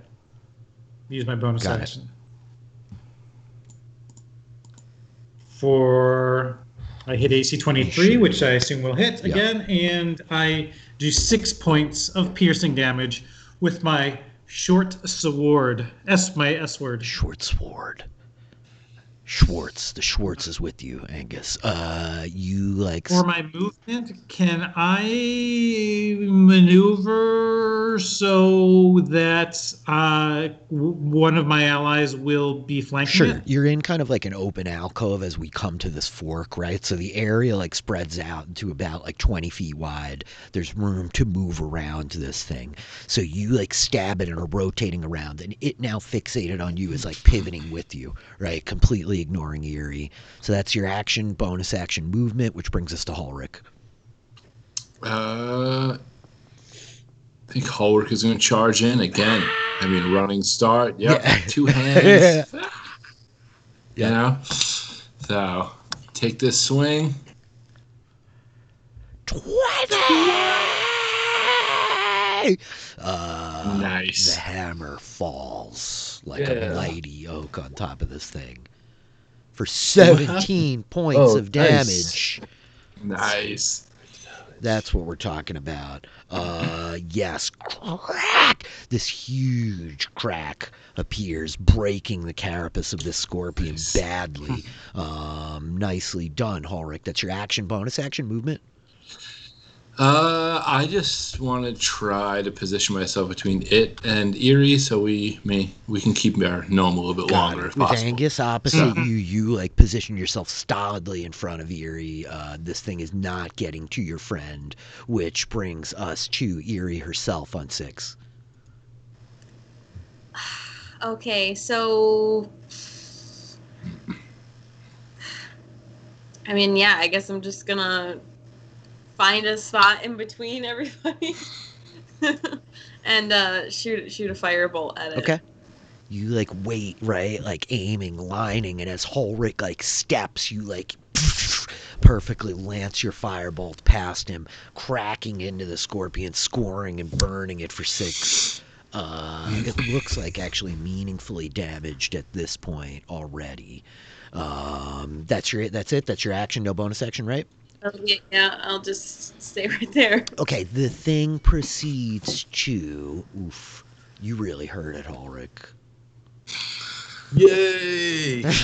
Oh, come on. It's very double crit, excited. Double crit. 17. Does that Miss. hit you? Miss. That's a miss? That is. Yeah, That's man. not fair at all. Okay, so Mail. do you have your shield out or no? It's just your armor? It's that armor. Sick. So, The armor that you gave him, yeah. which Hey, I gave it remind- to you guys. You gave it to Ulrich. So the thing's stinger, literally glistening, this like dollop of poison, this liquid masked around the end of it, arcs over its body and hammers down at you. The poison reflecting in the light illuminated off Yuri's little staff, and it hammers in right to your chest, Ulrich. But these blue dragon scales are stronger than they might appear at first glance. This thing, completely unable to penetrate them, drags along you to no avail. With that, it lances a claw at Angus and another claw at Ulrich. 8 and 7 both miss. Your hammer like drives the thing away. Angus, your shield just like then your sheer force pushing it off. That's its turn. Crixus, you're up on 2. Okay. I'm gonna move up and attack it with my warhammer. Got it. You come like racing in. 20! Oh, Yes. now the tides have turned Our against turn. me. Your turn. Hello, Otherfoot. Try this too. Crixus, you come like racing up, the warhammer in one hand, shield in the other, and we just see you, your cheerful, jovial, youthful self. Stay away from my friends, Bug. That's what I say. Excellent. And we hear Crixus, stay away from my friends, Bug. Crack, like a fly swatter made of iron and wood. Your warhammer comes down on this thing's face, which is very like strange and flat. It's a scorpion, right? But you crush its skull, hammering it straight into the ground, and it dies instantly with the force of your blow. Yay, we have dinner. Nice. Well, Yeah, so let's keep doing that and not. Not falling in battle. Not the did Hikara thing. anybody take damage? Nobody took What damage. was that, Kurt? Nobody took damage, No. right? No. Yeah, That's amazing. yeah, we're fine now. We're good. That's We amazing. have the blessings of the Titans. It's cool. You are Titan's heirs. I mean, somebody in this adventure is. We can maybe assume it's you guys at this point, but Maybe. Can I grab the what's it called, the pin, not the pincer, but the stinger, and potentially extract the venom from that? absolutely make an antidote? you can, my friend. You want to make an antidote with it? Yep. Oh, sick. So why don't we have you make a survival check to extract the venom? Okay. I'm gonna help him. Okay. Yeah, are there any like arcane things about scorpions that I would Yay. Make an Mhm. Arcana check. certainly? 25 or 22 with the aid of Angus guiding you. The pair of you begin like extracting the venom from this thing's tail, right? You're basically like taking your hammer and squeezing down on it, and Angus is like holding the vial underneath. You guys are like driving what venom you can get out of this thing. You're basically milking it. So I help. Can you milk these, cow? So this is a armored cow. Erie, you know that you definitely could utilize some of this thing's like blood in the like writing of scrolls. If you were able to like preserve it, if you have a vial or something like that, it could be used in the actual like inking to create the magical ink used to create arcane scrolls. Sure. Yeah, I will definitely grab some of that. Okay, I think that like you're able to direct your friends like, hey, I need some of that too, and so you're able to get a vial of this giant scorpion blood as well. Next, Scorpion the blood. dismemberment, says Xanatos. Yep, soon. There's no special qualities of it. You could use ink. This is just you could use this. Yeah. Yeah, no, yeah. Why not? Basically. With that, you guys are able to spend some time doing this, right? This takes like, 40 minutes or so, almost an hour. So it's been like a solid like 8 hours since you left Bladefall that you've been traveling. And then it was a few hours before that, like you've been walking for like half the day. It's up to you guys what you would like to do. How do you want to proceed? Do you want to continue upwards? You said we're kind of at a fork in the road, right? In the corridor. Yep. Does one appears to be going more upward? Yeah, you guys have like your checks before are enough that like Ulrich knows which way to go. He's like, this is up for sure. This is the way we got to go. He's like, this is exactly. Yeah. Does there happen to be like a breeze coming from either one? Oh, great point. Yes, there is. It's very gentle, but like you can feel like the air is distinctly colder. It's not even that you feel the breeze per se, but like the air coming down this tunnel is colder. We should probably Yeah, I mean, are we tired at this point? At what point do we walking for 8 straight hours? You're not like exhausted yet, but like, yeah, you guys have been walking for quite a time, you know what I mean? Like it's your call if you want to press on. There's no immediate negative effects yet, but you've been walking for a long time. We've been walking for like 10 hours, but we took off at 8 in the morning. We still got to think a couple hours enough. Okay. Let's keep going. Okay. So with that, having gathered what you can from the remains of this massive scorpion, the 4 of you begin ascending this tunnel. And it's about another hour and a half, putting you at like a solid half day, 12 hours almost of like nonstop walking through these tunnels. It's monotonous and stressful, but like as you guys are taking the steps, now you start to feel like cold air, sharp, crisp. You smell air that is not trapped underneath 10,000 tons of mountain, right? You smell clean, fresh air. And finally, you come around a bend, a twisting corner, and there's light streaming down. And walking a bit further, you guys find the entrance of this place. It is not like a big, wide opening into the side of the mountain. It's kind of like this big. You know what I mean? There's like snow tumbled over a lot of it. And like as you push some of the snow away, the light like refracting through it, you end up with like an opening like this big. And there's a couple of stones that could be moved easily by Ulrich and Crixus, these strong guys. So is there anywhere that I could send like Denon out to like check outside? Oh yeah, absolutely. Yeah, I'll like summon him and like go check it out. You see, like slipping out from your overlarge sweater given to you by your mother all those years ago. We see this squirrel masquerading as a chipmunk, the ground squirrel of the Drakencairns, like it turns, like looking at you, nodding, and slips out through this little hole. And you're gonna like see through his eyes. That's your move. Okay. Yeah. So I'll sit down, and you guys are probably used to this by now. But every once in a while, I just kind of go. Yeah. Eerie like sits leaning against the wall, her eyes closing as Denon slips out of the hole. Kurt. I'm going to investigate this kind of chamber immediately on the inside. I think Angus is concerned that even though there was snow covering the entrance, that if this is a lair of some sort, there should probably be evidence of that, like right outside, right just inside the entrance. Yep. So he's going to just kind of like look around and make sure there's no like, oh, pile of bones. Oh, tracks. Big bear. Got it. Go for it. Make an investigation check for you, Angus. And Eerie. I'll help him. Okay.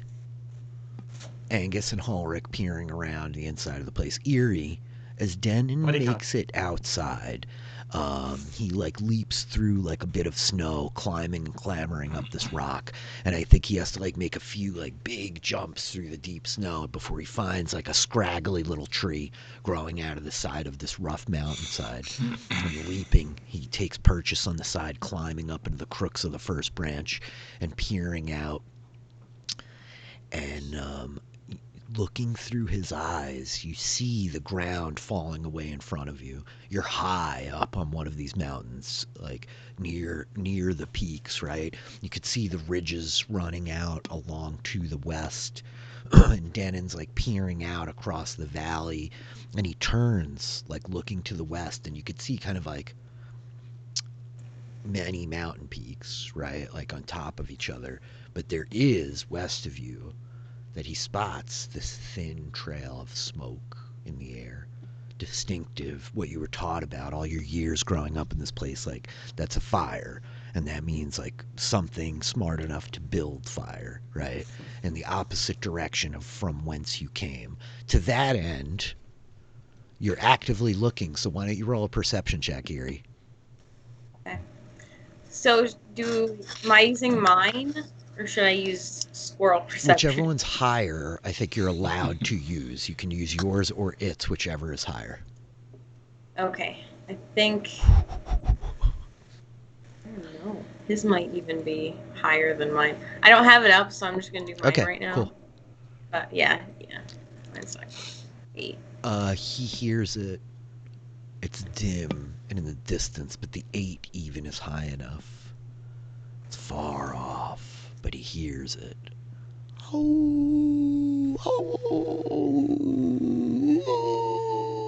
Wolves like howling back and forth to each other. Okay. The rocks you mentioned earlier, Richard, were those like blocking the entrance in addition to the snow? Yep, there's a couple there. Okay. So as you guys have peering around inside at this point, Erie is like zoned out, right? Ulrich and Angus are like scoping out the entrance to this place. You see no signs of activity of anything larger in this place than like, you know, snakes, like groundhogs. There's bats. You find a bunch of bats massed up in like one of the cracks in the wall, but it's like cold, man. They're like zonked out, hibernating, not messing with you guys at all, right? And there's like tracks of like rats, smaller rodents, creatures coming in and out of here, but this is no lair to any great beast. It is now. And so, Crixus, what are you doing amidst all of this while your boys are examining and Erie is zoned out? I'm pulling weeds. That's what I'm doing right now. No, I guess I start looking around myself. Okay. You're kind of... Just in general. I'm like looking for if there's any movement or anything, like in just checking around. Yep. Exploring the area, really. You find the bats, like that's the most active movement that you see. Excuse me, sorry. There's nothing else like majorly of note here near the entrance, fortunately. Can I just ask, just circling back to last time, what did you do with this big copper dragon scale that you found? You know, it's really funny that you would say that. Since you brought it up, I've noticed on Roll20 it has not been mentioned. Oh, I am apologizing to you for that. Oh, And there it is. The idea is that on one side of it, on the interior like side of the scale, there's literally like this stone, this like kind of rough gray stone. It's a magnet. The stone is magnetic, and it could be attached to metal armor or a shield or anything like that. The scale itself is not like huge across, but like it's big, you know what I mean? Like, you know, not quite a full foot, but it's like as big as like a plate.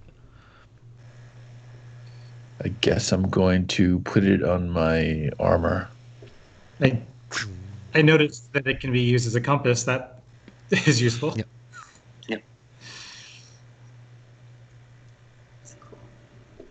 It is. Sorry about that. Also, I guess at the end of it, Yuri would call Den back. Okay. So it looked like a I'm sorry. So the fire you saw there, it looked like a campfire or something, not a like forest fire or a natural fire, but like a there's something over there, fire. I was trying to We go towards, and there's also wolves. I try not to say man-made. I don't know what word I would use if not man-made. Not made by manufactured. Yeah. Manufactured. Yeah. Not naturally occurring. Something smart enough. About how far away was it? Miles. Many miles, okay. 20. When it's clear days up here, you can see forever and a half, I guess I will also while she's looking through her ground squirrel's eyes, after I've kind of scoped out the cave, I would try to see if there's anything edible that I can forage. Not inside the cave mouth itself. You'll No have to go out. No lichen inside the cave. No. No, because the animals around here would have eaten everything down. You know what I mean? There's nothing really of note inside. You'd have to go out and forage. That he'll take one of his peach-sized blackberries. I was waiting for it. Break off a little chunk of it, and then he'll take his.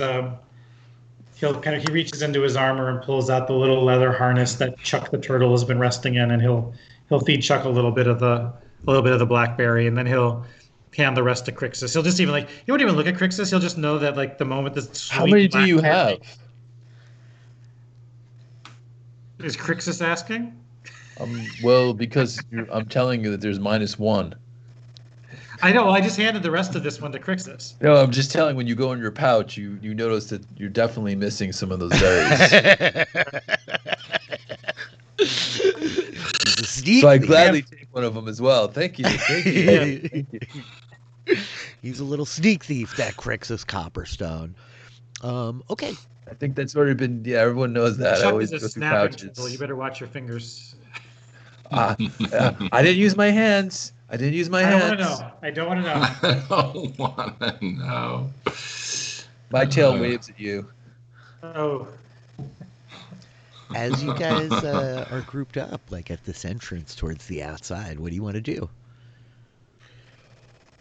Now, what time of day does it look to be now? Great question. It actually seems like it's early in the morning. Oh. Not long after wait dawn. a minute. Are we going to camp? I mean, we should. Traveling for a while. Do you want to camp inside the cave, or do you want to go outside and camp somewhere? I'd rather camp in the. Yeah. Yeah. Stay here and then. I'm going to camp outside then. You guys can camp in the cave. I want to be outside. I'm done with this cave stuff. There are wolves out there. That's okay. I'll wake up. Texas. I know a trick. I know a trick to keep the wolves away. I will strongly wink at Yuri. suggest that you stay in the cave for one more night, and then tomorrow night you stay outside. You could stay inside the cave. I need this. I need to get outside. This is too much. You got to use me hooked horror trick where you fall to the ground. If only you're not pretending to be dead. I'll just camouflage. I'll just camouflage myself in one of the bushes. It's fine. Can we compromise and can we go get some fresh air and then come back in and sleep? Because I don't think any of us should be alone. It's gonna be hard for you to sleep with the bright sun out. Yeah, it's early morning. He's a teenager. He can sleep through true. 6 days straight. What are you guys talking about? Trying to convince him here. Climb up a tree. I'll just climb up. Is there trees I can climb up, Rich? Are there really trees at the tops of giant It's pretty mountains? sparse. You're above the tree line, right? You're in the alpine parts of the mountains. You're high above the tree line. There are some trees, but they're scrawny and stunted, So I guess I'll stay in the cave. I'll stay in the cave with everybody else. Much to my chagrin. Look at this. It's so bad you're irritating Kurt's eyes.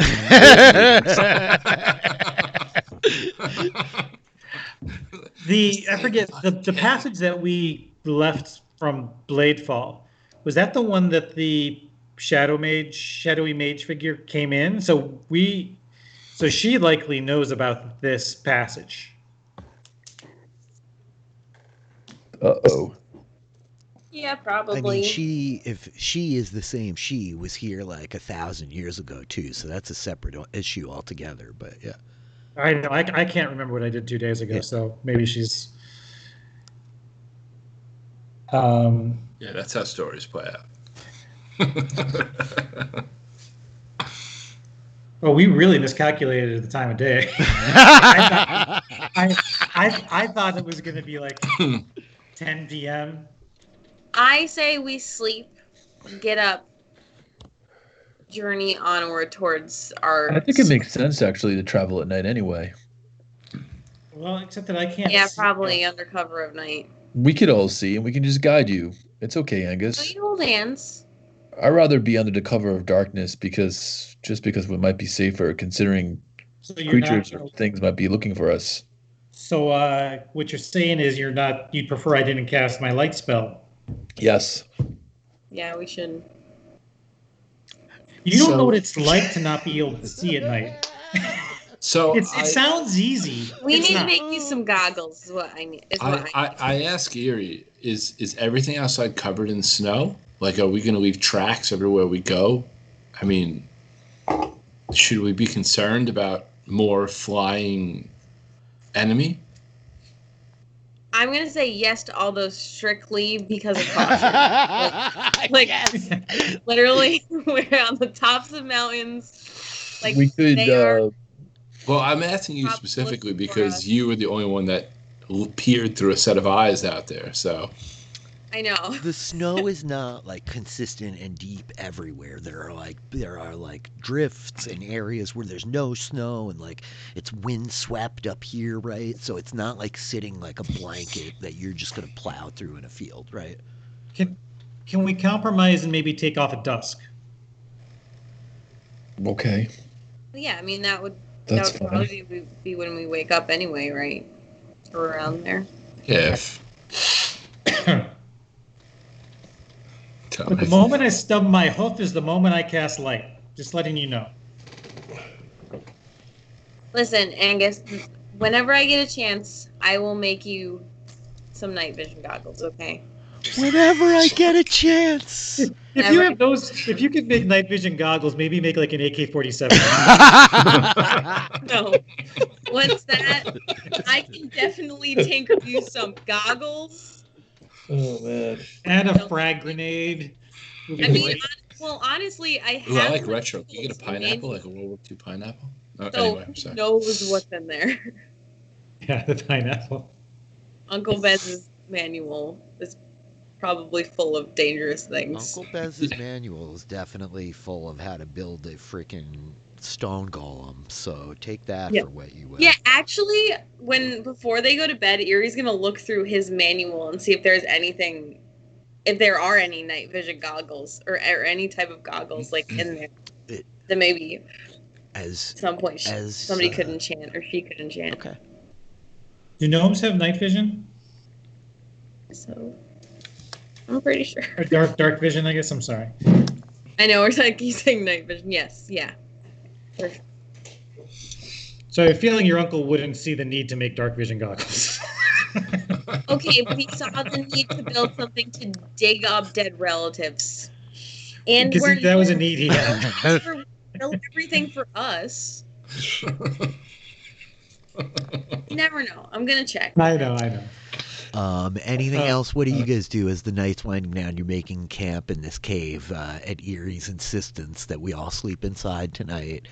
It's really dangerous, and even though tonight is this morning, we need to sleep. You agree to travel at dusk. I guess. How is everybody like? Does anyone need healing by any chance before we go to bed? I mean, long rest, right? We're getting a long rest? Yeah. Potentially getting a long rest? That's a better But way to phrase it. Yeah. That's I'm just saying, like After the that's first fine. hour, You never know Let's what might be woken up. let's like do a short rest immediately followed by a long rest. So I'll burn my hit dice. Well, we should do like watches again. That's what I'm saying. If there's an encounter and something happens and doesn't allow us to get rest, Then we just stay to be- longer. so Yeah, I mean, we're not really in a rush, right? There's nothing that Either way, pressing. we need to rest. We need to rest. Save your magics in case something does interrupt us. okay. But after the first hour, Rich, I'm gonna like read in bed for an hour, Mm-hmm. which is my equivalent of a short rest, and I'm gonna just spend a couple of hit dice. Okay. So who wants to do like first watch? Who's taking? I'll do Well, first watch. okay. Well, if he's going to sit up for an hour, then, Yeah, you know, Sure. I'll do second watch then. yeah. Right. I'll do last because I do my like morning wizard ritual in the morning anyway. Okay. So the dirty little secret is I'm not using all my hit dice, and I'm not at full hit points. so Yay. Angus sleeps and rests, or reads before his rest.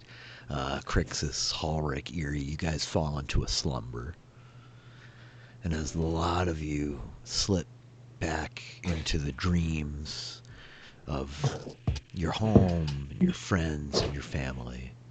Yes, Kurt? I remember when I asked about the stones earlier. I would have recommended that they get put back into place.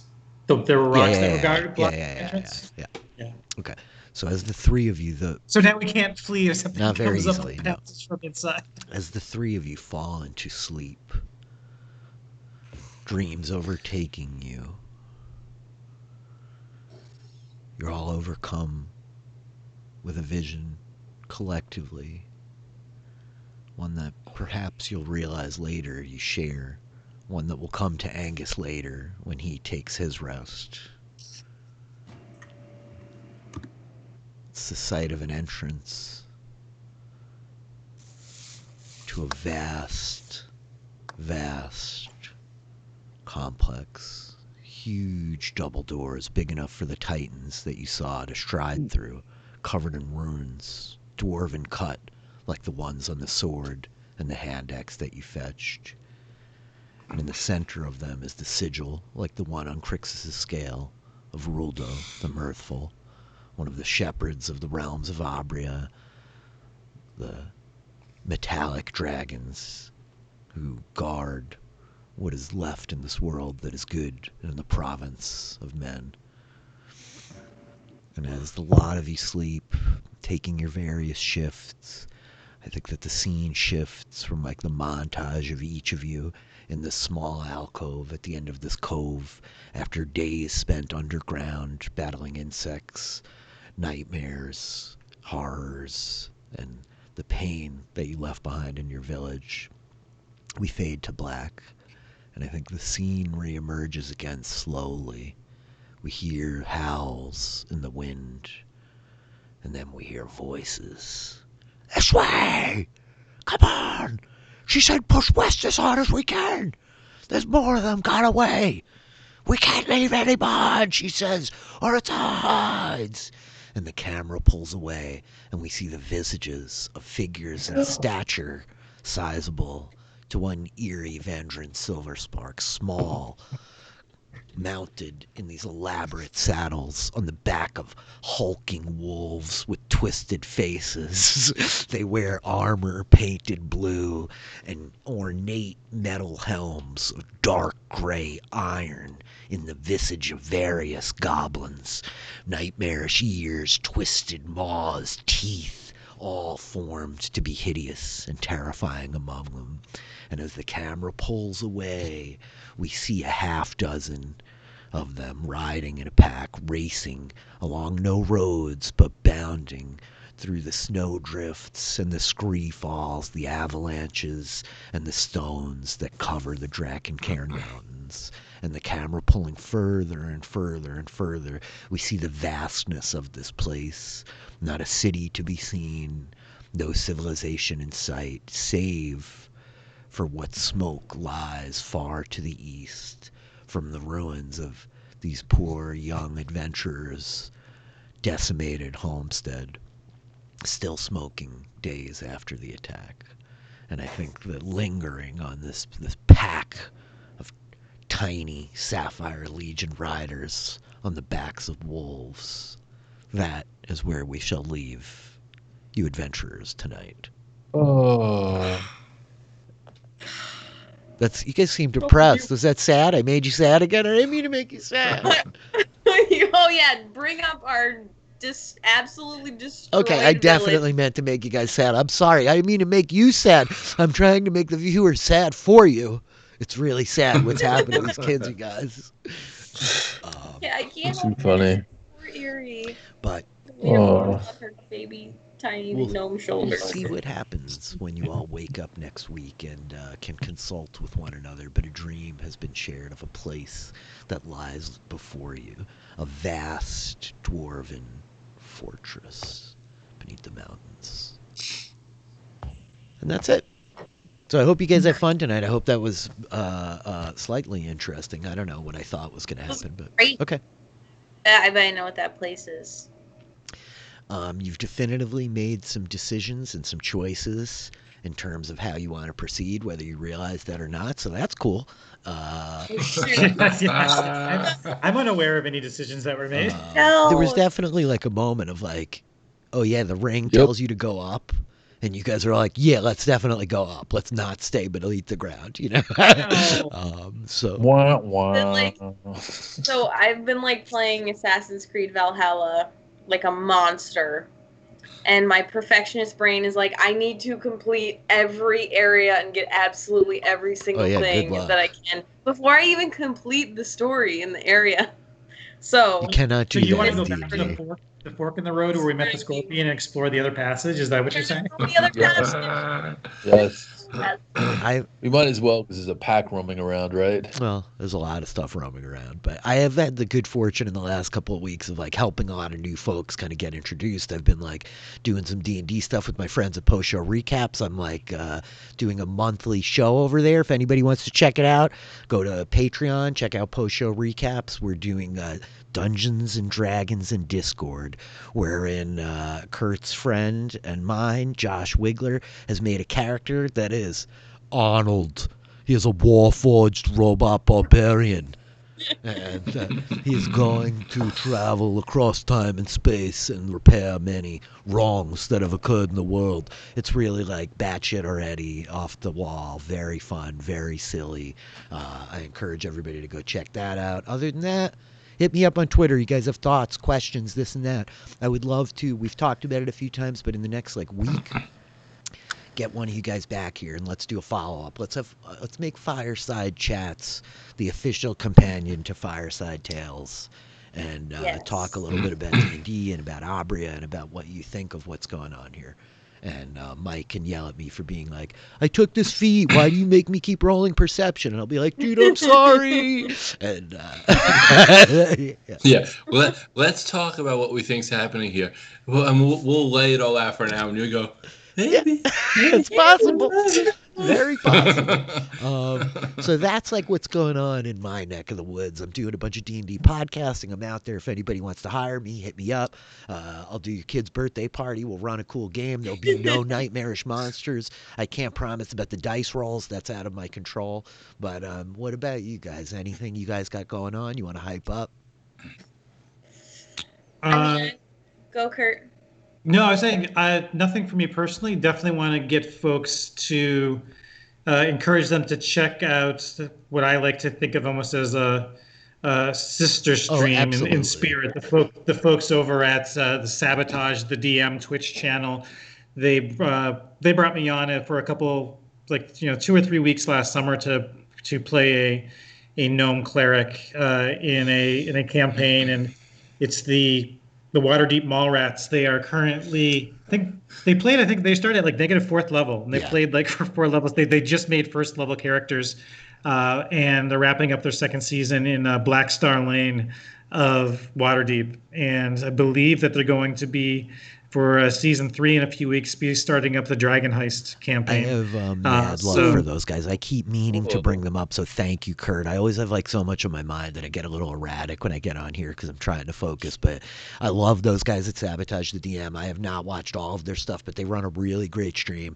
They're really like delightful, compelling, like interesting players. And Joe is a great DM. They're theater people. Yes. They're actors. Yes, they are all actors, so don't judge us too harshly once you see them. But yes, they are thespians, and they all have awesome accents.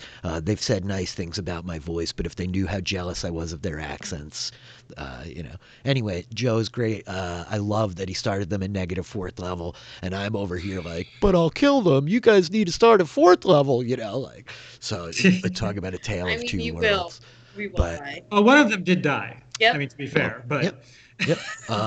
To that end, we're auto-hosting them over here. I love those guys. They've been super supportive, and I definitely think of them as our sister stream out there in the interwebs. So, good call.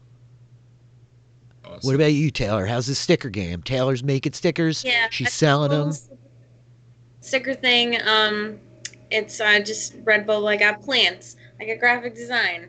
I got little things. I'm pumping them out. But yeah, Redbubble, Taylor Elizabeth, Twitter. You can check Twitter, my Instagram. It's all up there. It's all happening. Go follow this kid. She's a up and comer about to skyrocket to heights far and above all the rest of we meager old D&D players. They're.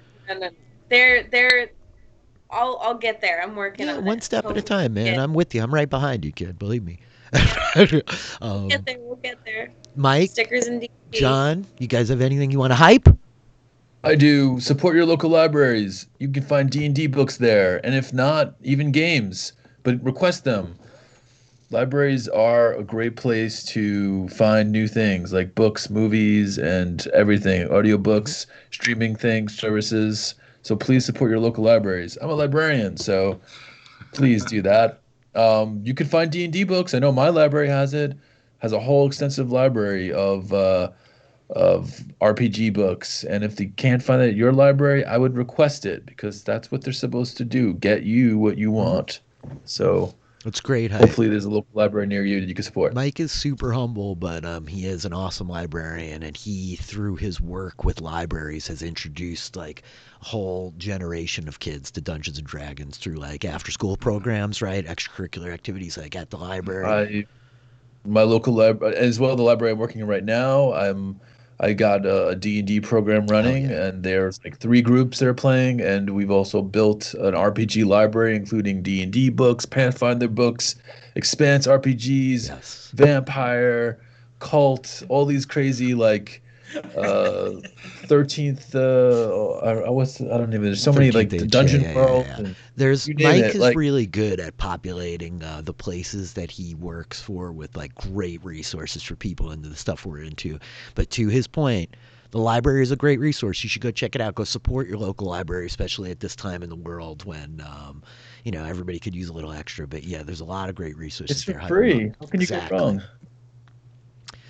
Well, relatively speaking. John, anything? Nah, man, just living life, shaking babies, hugging hands. You know what I mean? The man does. He's really good at what he does, too. You want to find John on the internet? Good friggin' luck. You're only going to get him here. We got a monopoly. To that end, let's leave on a high note. Good night. Good night, everybody. Good night, everybody. Good night. I always take too long to hang up and ruin it all. Bye.